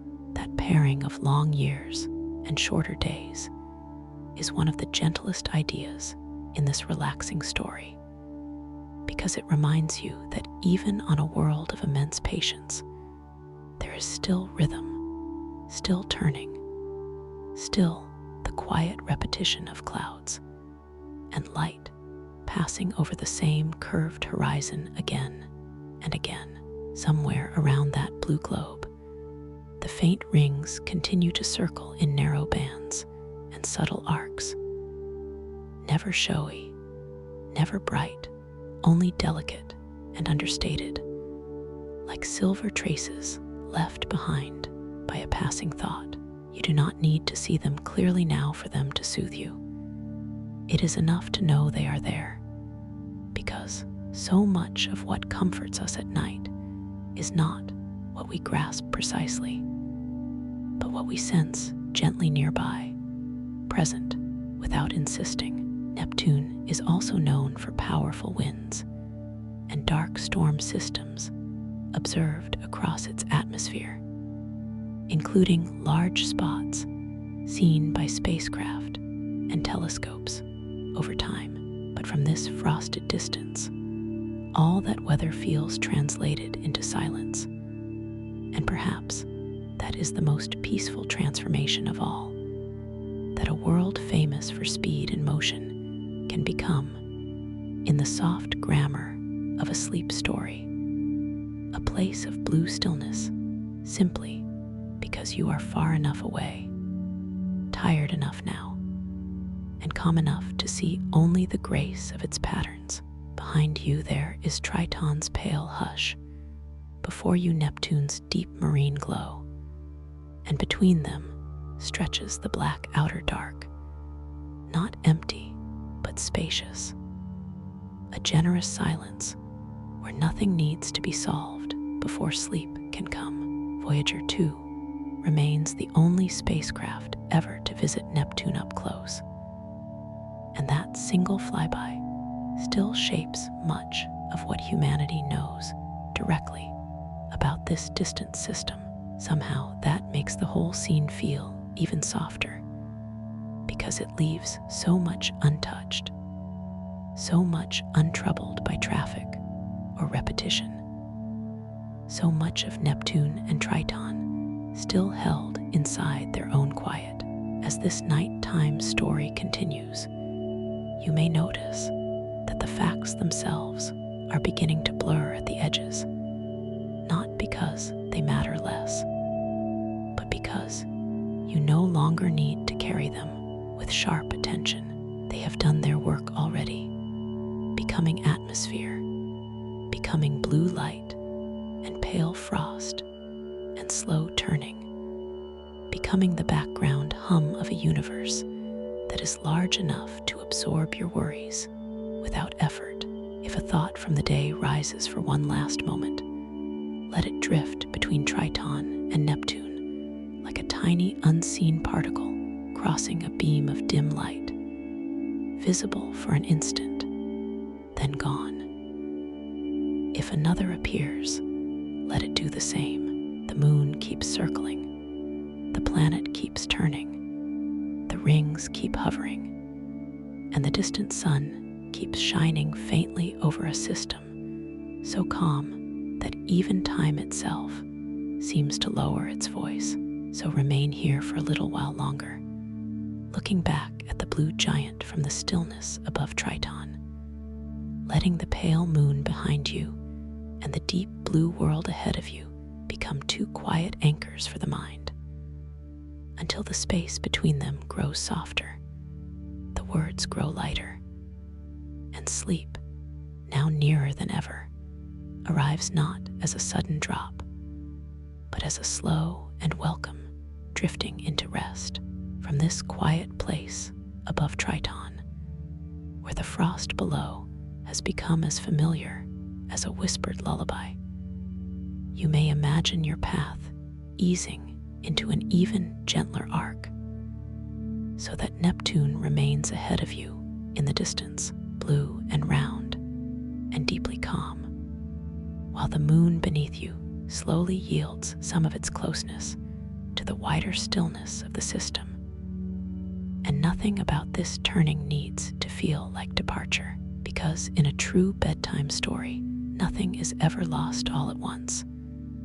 It only becomes softer, farther, and more dreamlike, until the mind no longer needs to hold it tightly. Neptune, still the 8th planet from the sun, continues its patient motion in the far outer solar system, where 1 year lasts about 165 Earth years, and 1 day lasts around 16 hours, allowing long seasons and steady turning to exist together in the same serene blue world. There is something wonderfully restful in that balance, in the thought that a place can move both slowly and steadily, both grandly and gently. And perhaps that is what your own thoughts are doing now, turning a little, slowing a great deal, becoming less interested in finishing themselves and more willing to drift. The blue color of Neptune is linked in part to methane in its atmosphere, which helps give the planet its cool sapphire tone, that deep and velvety shade that has accompanied us through so much of this night. Tonight, that color seems softer than ever, as though distance has melted its edges into the black around it, and as though the whole planet were becoming less a world to observe and more a lamp of calm suspended in a room with no walls. Somewhere around that blue globe, the faint rings still circle in delicate arcs and narrow bands, subtle and almost shy, visible only with patience and the right light. You do not need to picture them sharply now, because sleep rarely asks for precision, and these rings are lovelier for being half glimpsed anyway, like silver dust drifting at the edge of awareness. Triton continues below and behind you, moving in its unusual retrograde orbit around Neptune. A moon whose backward path has long suggested it may have been captured from elsewhere long ago, and yet here, in the softened atmosphere of this relaxing story, capture feels like too abrupt a word for something so quiet, because what matters now is not how Triton arrived, only that it is here, pale and faithful and frostlit, circling its blue companion through a darkness so wide that even strange paths become graceful with time. Long ago, Voyager 2 made the only close flyby of Neptune and Triton, offering humanity its nearest direct look at this deep blue planet, its subtle rings, and its pale, intriguing moon. That single passing visit feels especially gentle now, as though it were not an intrusion, but a courtesy, a soft knock upon a distant door, after which the spacecraft continued onward and left these worlds to their patient quiet once more. You may imagine that quiet now as something almost physical, not empty and cold in a lonely way, but spacious and sheltering, the kind of silence that allows every busy corner of the mind to unclench. If a thought from the day still lingers somewhere in you, let it rest for a moment between Neptune and Triton, small and dim and unimportant against such long orbits and faint light. Then let it drift away on its own without being pushed. Neptune is known for immense winds and changing dark storms observed over time. Yet, from this distance, all that weather looks like nothing more than soft pattern and slow design upon a sleeping blue globe. That may be one of Neptune's gentlest teachings, that even great movement can appear peaceful when seen from far enough away.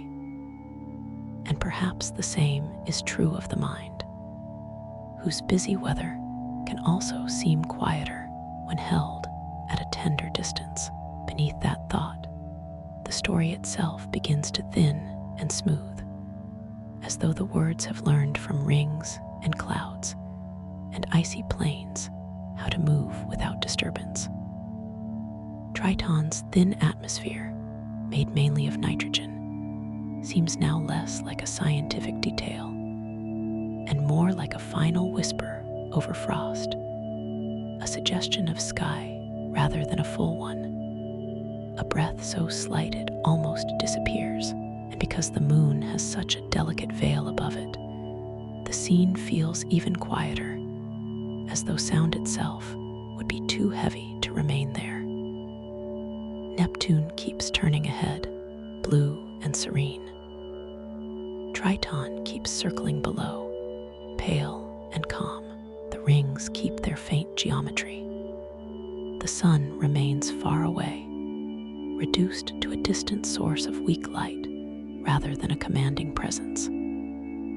Everything in this system has settled into its place so gently that you may feel your own body doing the same, finding the bed beneath you more fully, trusting the support under your shoulders, your back, your legs, your tired thoughts. This gentle bedtime has no need to hurry toward a conclusion, because deep sleep rarely comes when chased, and almost always comes when invited kindly. So let this nighttime story continue the way Neptune continues its long year, slowly, quietly, without effort. Let the blue lantern of the planet grow softer as your attention softens. Let Triton's pale frost blur into something dreamlike and kind. Let the dark between them become a cradle rather than a distance. And as you listen to the last movements of this chapter, allow everything you have followed so far, rings, clouds, winds, frost, methane blue light, long seasons, thin skies, and silent orbits, to settle together into one smooth field of calm until the story no longer feels like a sequence of facts at all, but like a single slow exhale from the outer solar system, carrying you gently, steadily, and almost imperceptibly towards sleep. And now, as this gentle bedtime story continues its slow and untroubled unfolding, you may imagine that the space between Triton and Neptune has become softer than before, as though distance itself were growing drowsy and the whole system were settling into a quieter posture, one that asks even less of your attention than it did a few minutes ago. Because at this stage of the night, the mind does not need more brightness or more detail, only a little more softness, a little more calm, a little more of that deep outer hush in which thoughts lose their sharp corners and begin to rest. Neptune remains the 8th planet from the Sun, moving through the cold outer solar system so far from the Sun's warmth that its light feels faint and filtered, more like a memory of day than day itself. From here, the blue planet looks less like a destination and more like a lantern half veiled in mist, a world that has been keeping its patient watch all night while you drifted beside its rings, above its weather, and outward toward its pale moon. One full year on Neptune lasts about 165 Earth years, and that immense slowness gives the planet a rhythm so stretched and spacious that it almost feels outside the ordinary measure of time. Its day, though much shorter, lasts about 16 hours. And so, beneath those very long seasons, the globe continues its steady turning, carrying its atmosphere around in a motion that now feels less like rotation and more like breathing. You do not need to follow that turning precisely. You only need to imagine it as something calm and continuous, a blue motion so gentle in the darkness that your own breathing may begin to mirror it without effort. Neptune's rich sapphire tone is linked in part to methane in its atmosphere, which absorbs red light and helps give the planet its cool blue appearance. Tonight, that color seems softer than ever, as though it has stopped being a fact and become a feeling instead. a shade the mind can recline against, a blue deep enough to hold silence, distance, and rest all at once, somewhere far nearer the planet than you are now. Faint rings continue circling Neptune in delicate arcs and narrow bands, subtle enough that they seem less like structures and more like traces left by light upon darkness. And Triton, still moving in its unusual retrograde orbit, remains one of Neptune's most remarkable companions, a moon whose backward path suggests it may once have been captured from elsewhere before settling into its long, cold dance around the blue giant. Yet nothing in that history feels dramatic now. It has all been softened by repetition, by distance, and by the sleepy mood of this nighttime story, until even the most unusual facts have become gentle, like pebbles worn smooth by dark and silent water. Long ago, Voyager 2 made the only close flyby of Neptune and Triton, offering humanity its nearest direct glimpse of this distant world of blue weather, pale moons, and quiet rings. There is something especially peaceful in remembering that the visit happened only once.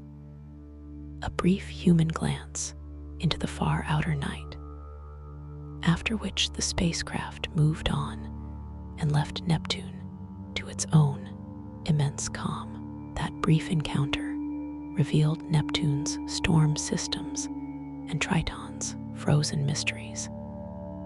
But tonight, even those discoveries seem wrapped in velvet, because they have become part of a story meant to help you fall asleep, not a story that asks you to hold yourself alert. Neptune is known for powerful winds and changing dark storms observed by telescopes and by Voyager 2. Yet, from this great and growing distance, the whole atmosphere appears as a smooth blue quiet, with only the faintest hint of pattern, the way a sleeping ocean might look if it could be lifted into the sky. Triton 2 begins to feel less like a separate world and more like a pale note in the wider lullaby of the system, a moon of nitrogen ice and thin atmosphere that has already offered all the stillness it needs to offer tonight. If you like, you can imagine that you are no longer traveling anywhere at all, but simply floating in the calm between these distant presences, with Neptune ahead like a dim sapphire lamp, Triton behind like a pearl resting in shadow, and the black around both so wide and sheltering that nothing from the day can remain loud inside it for very long. If a leftover worry rises, let it drift outward and become small against these long orbits and quiet worlds. If a memory returns, let it pass like a faint cloud across Neptune's blue face, visible only for a moment before distance smooths it away. This is what the outer solar system offers in a sleep story such as this. Not excitement, not urgency, but scale so large and silence so deep that the mind begins to understand it no longer needs to carry everything. Neptune keeps turning. Triton keeps circling. The rings keep hovering. The dim sun remains far away, and the whole system continues in its patient order, whether you follow it consciously or not. So let your attention loosen now. Let the facts become atmosphere. Let the atmosphere become color. Let the color become rest. And as the blue lantern of Neptune grows softer in the distance, and the pale memory of Triton settles farther behind, allow this bedtime story to become lighter than thought itself, until all that remains is the feeling of deep blue calm, endless quiet, and a slow, unbroken drifting into sleep.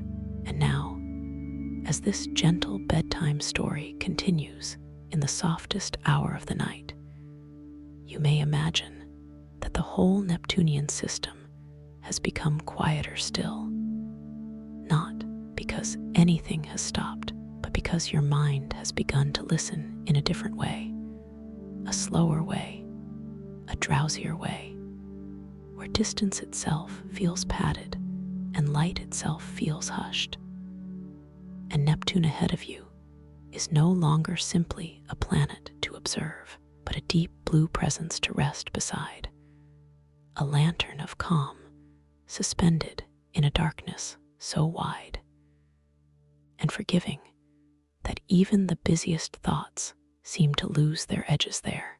Neptune remains the 8th planet from the Sun, far out in the cold outer solar system, where sunlight arrives faintly, and the whole world seems wrapped in a permanent twilight softness.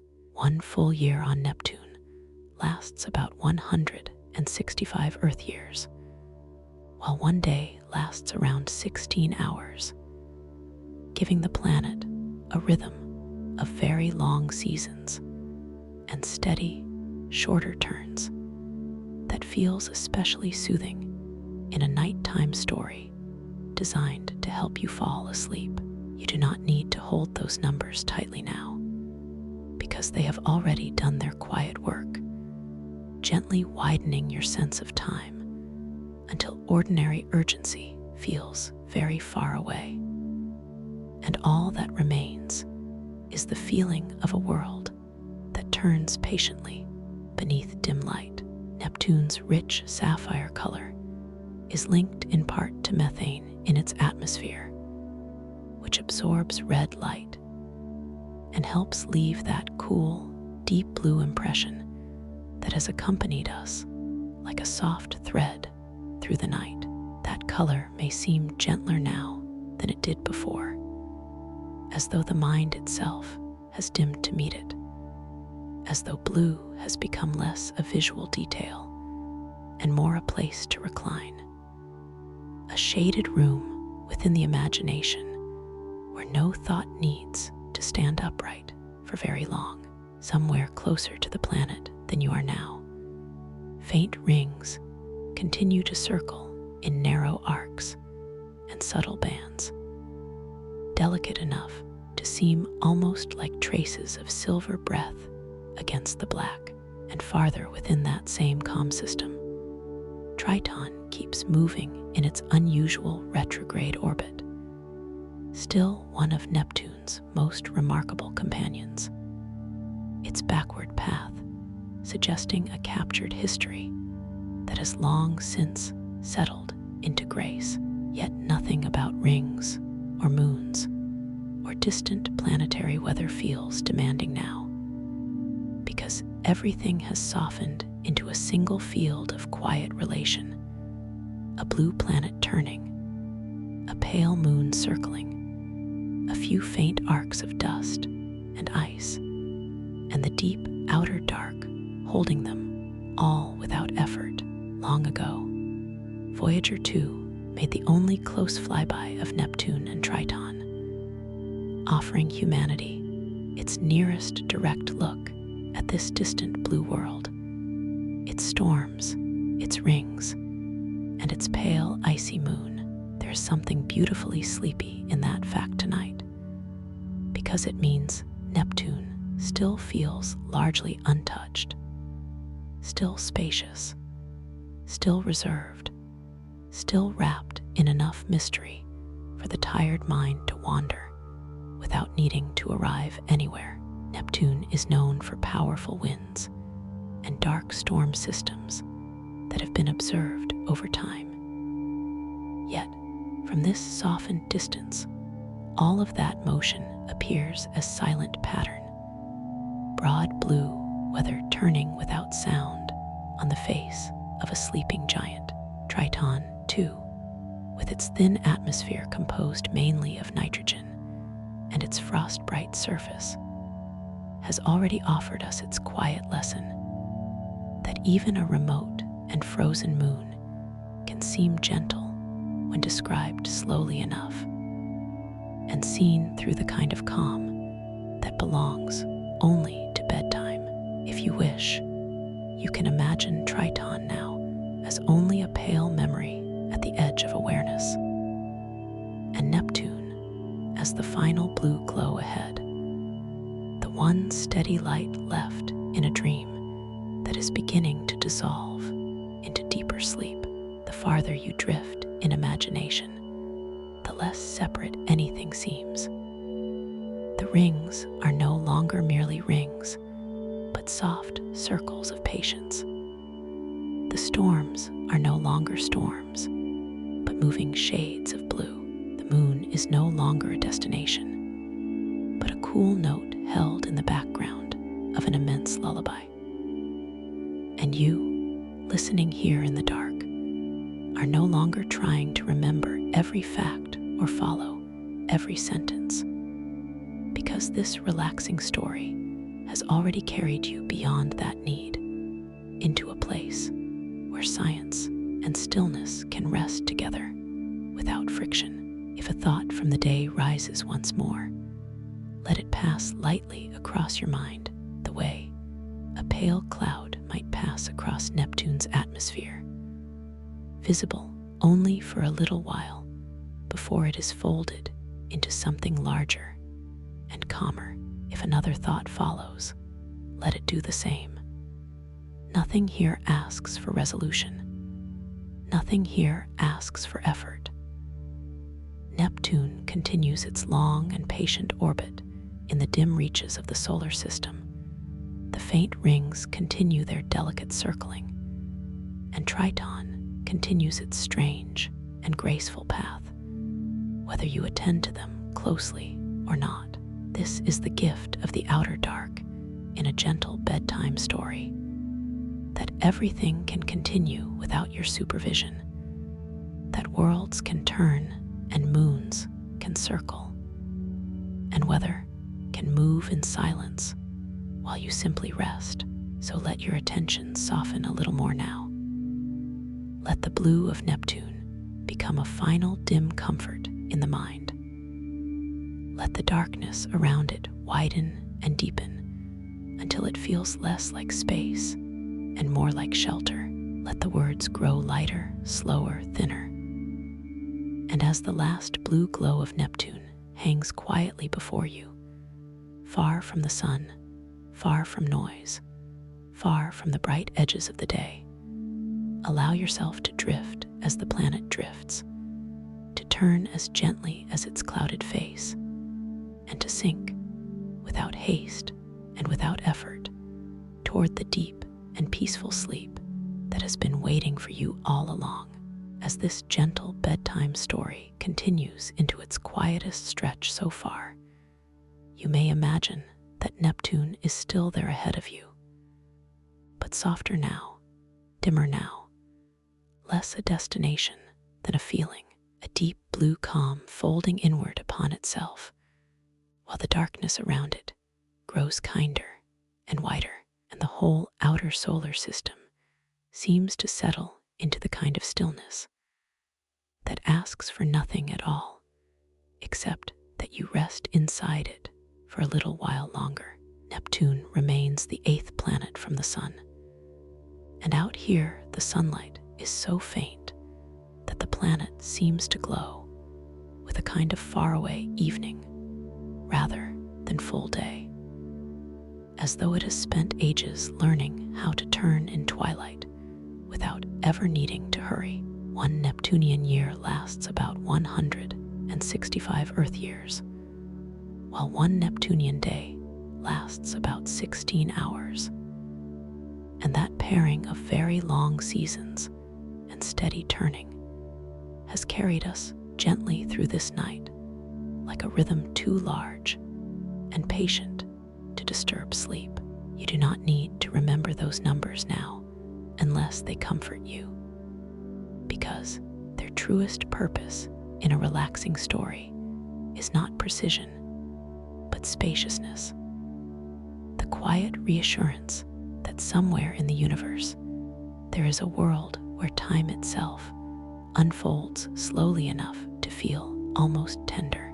Neptune's deep blue color is linked in part to methane in its atmosphere, which absorbs red light and helps create that rich sapphire tone that has followed us from the beginning of this bedtime voyage.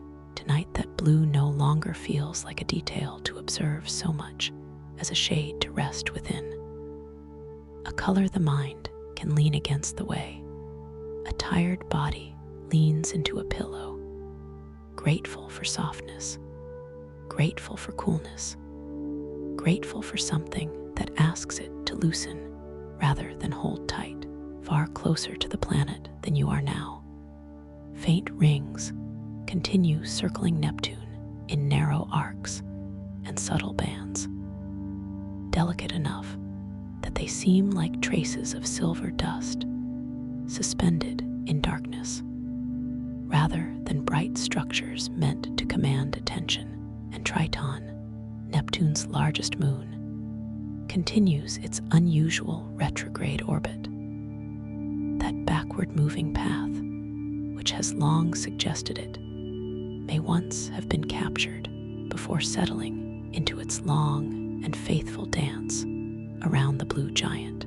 Yet even those facts feel drowsy now, as though they too are settling down for the night, no longer crisp and separate, but blending into one smooth field of quiet meaning. A blue planet, a pale moon, a few faint rings, a great deal of darkness, and the kind of silence in which thoughts naturally begin to fall farther apart from one another.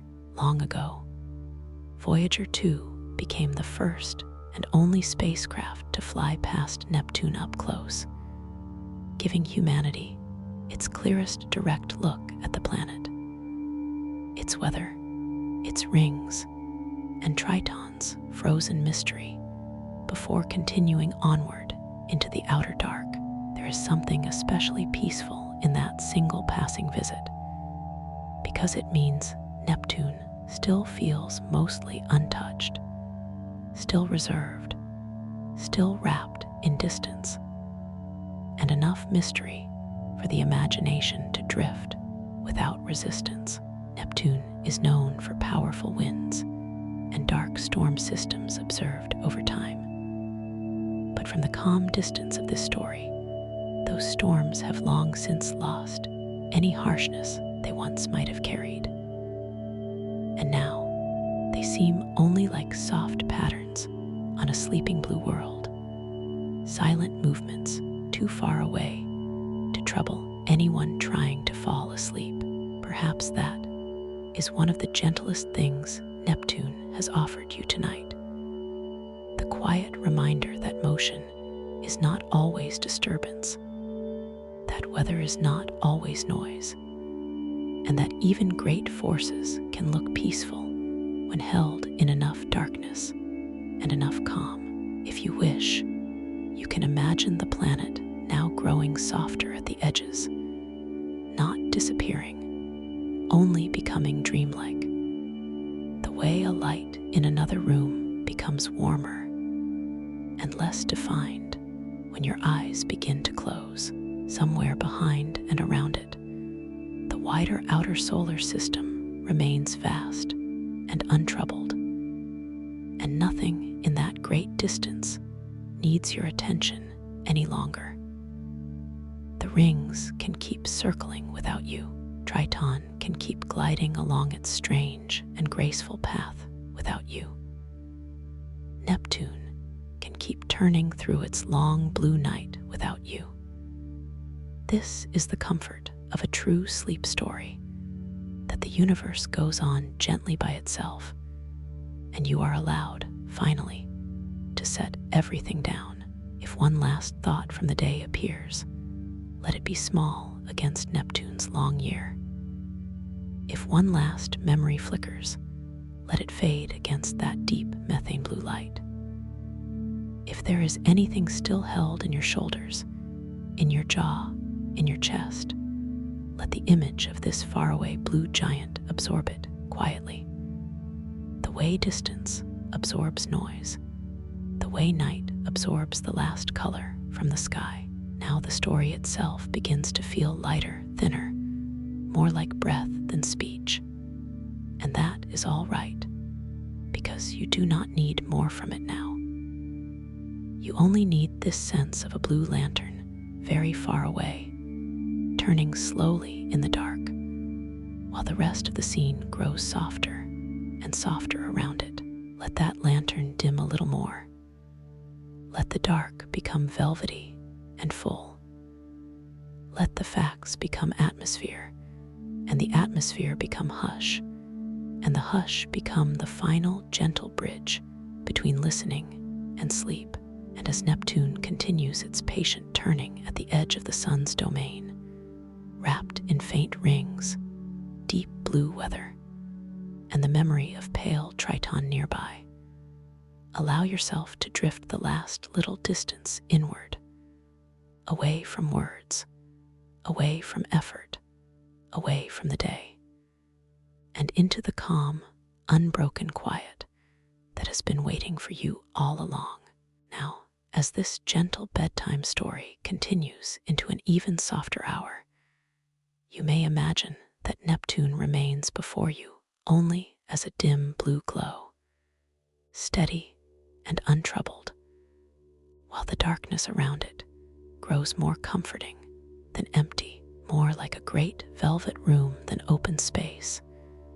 And in that quiet room, there is nothing left to accomplish, nowhere left to reach, and nothing required of you except to keep floating, keep breathing, and let the final blue calm of this faraway world draw your thoughts into slower and slower circles. Neptune is the 8th planet from the sun, far out in the cold outer solar system where the light is faint, and the mood of everything feels softened by distance. Its deep blue color is linked in part to methane in the atmosphere, which helps give the planet that rich sapphire tone that has carried us through so much of this relaxing story. 1 year on Neptune lasts about 165 Earth years, while 1 day lasts about 16 hours. And those long seasons combined with that steady turning make the planet feel like a place where time itself has learned to move more gently.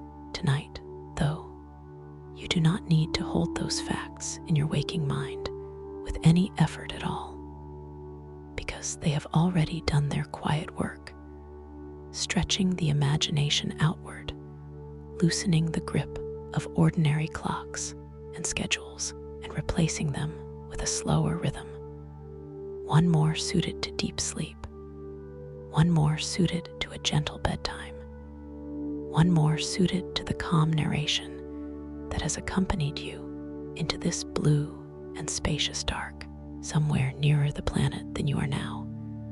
Neptune's faint rings still circle in narrow, delicate arcs, never bright, never demanding, only softly present, like thin lines drawn in silver dust across the black.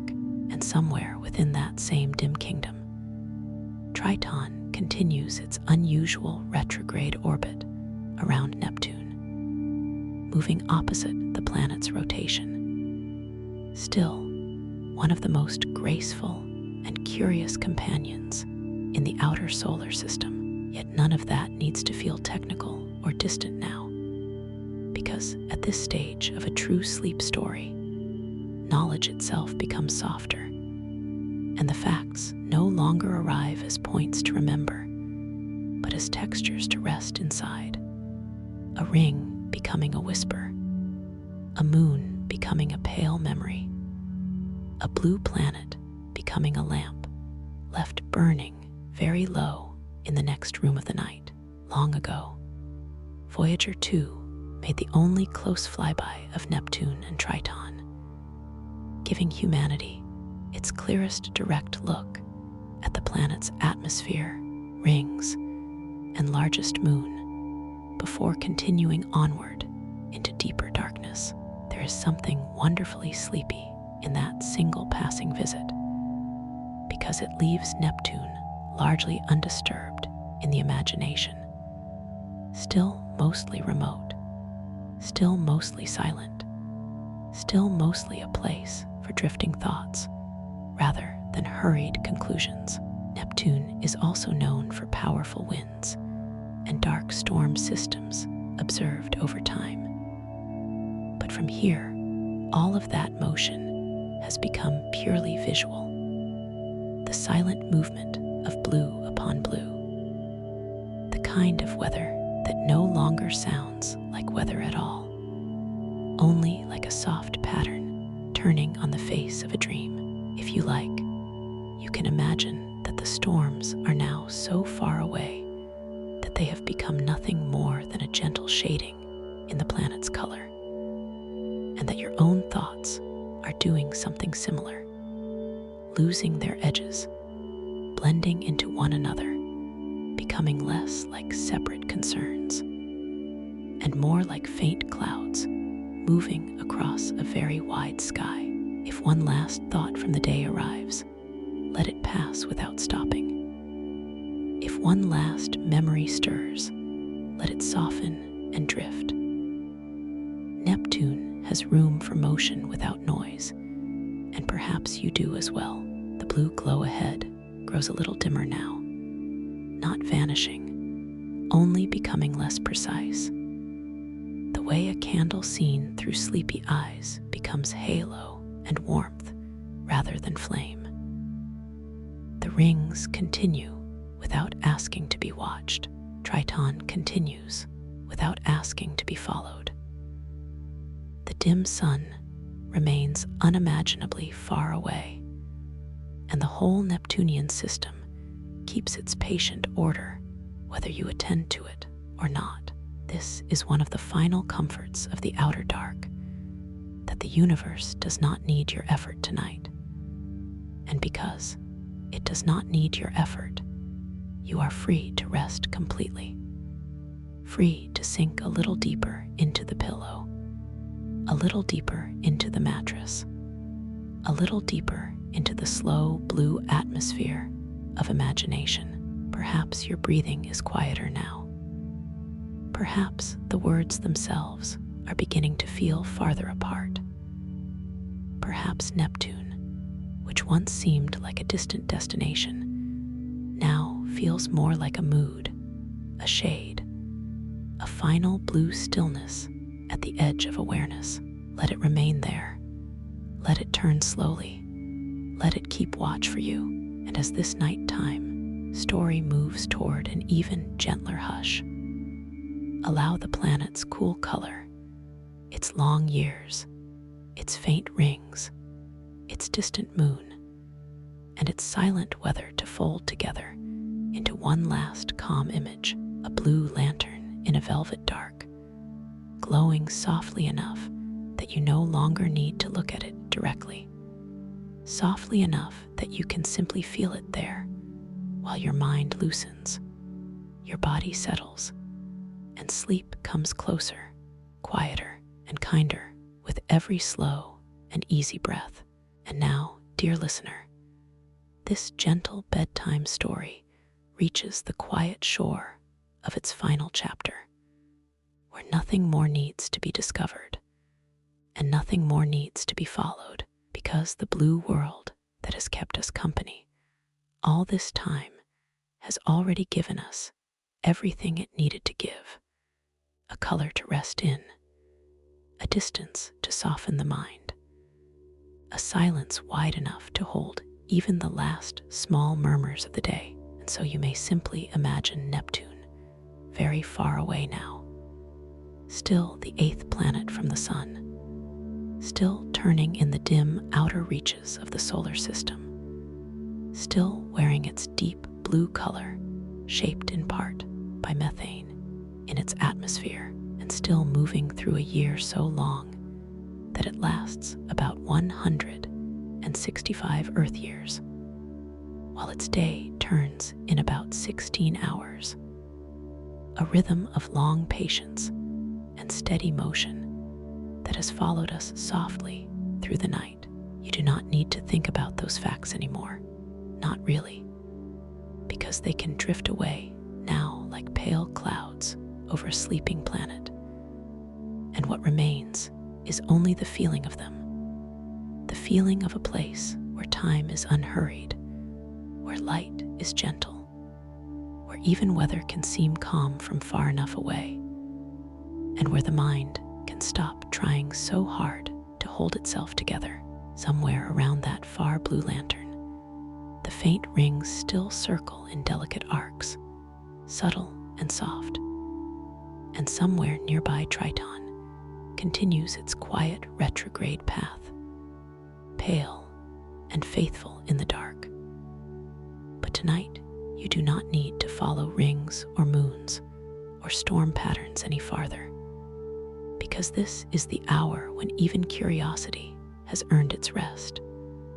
And when the story itself begins to close its eyes, perhaps you can feel that closing now, not as an ending in any sharp sense, but as a dimming, as though the whole Neptunian system were lowering its voice for you. The blue of the planet becoming softer, the frost of Triton becoming fainter, the black space around them becoming less like distance and more like shelter, until everything you have imagined feels wrapped in velvet calm. Long ago, Voyager 2 passed this distant world and offered humanity its only close look at Neptune and Triton. And somehow, there's something especially peaceful in knowing that the encounter was brief, that after one quiet visit, the spacecraft continued on and left these far cold realms to their own deep silence once more. And so tonight you may leave them that way too, not abandoned, but peacefully continuing. Neptune still turning, Triton still circling, the faint rings still hovering, the dim sunlight still reaching across impossible distance, all of it carrying on without asking anything more from you. If one final thought from the day rises up now, let it be small against that blue planet's long year. If one final memory returns, let it pass lightly like a whisper across the edge of a ring. If there is any small tension still held in your shoulders, your chest, your jaw, let it loosen here in the outer dark, where nothing must be solved before sleep may come, and where the universe itself seems to be demonstrating how to continue gently without hurry. Neptune is known for great winds and changing dark storms, but from this immense distance, even those powerful motions become only soft patterns on blue, like brush strokes, half seen through sleep-heavy eyes. And perhaps your own thoughts can do the same now, becoming quieter not by force, but by drifting far enough away from the center of your attention that they lose their urgency and become only passing shapes in a much larger calm. So breathe slowly and let the breath go. Feel the bed beneath you. Feel how supported you are. Feel how little you need to do now. This sleep story, this nighttime story, this gentle bedtime has brought you as far as it needs to bring you. And from here the rest belongs to softness, to darkness, to the slow and kindly folding inward of awareness. Neptune can remain where it is, a final blue glow at the edge of imagination. Triton can remain a pale memory farther out in the hush. The rings can remain thin silver thoughts in the dark, and you can remain here, safe and warm, listening only as long as listening feels natural, then drifting beyond even that. There is no need to stay with every word. There is no need to notice the moment sleep arrives. There is no need to finish anything at all. Let the last image be simple. A blue planet turning in silence, a moon circling in silence, a darkness that is not empty but kind, and a mind that no longer has to carry the brightness of the day. Let the blue fade softly. Let the dark deepen gently. Let the story grow lighter than breath. And as Neptune becomes only the faintest calm lantern in the far outer night, allow yourself to sink the last little distance, slowly, peacefully, effortlessly, into deep and dreamless rest.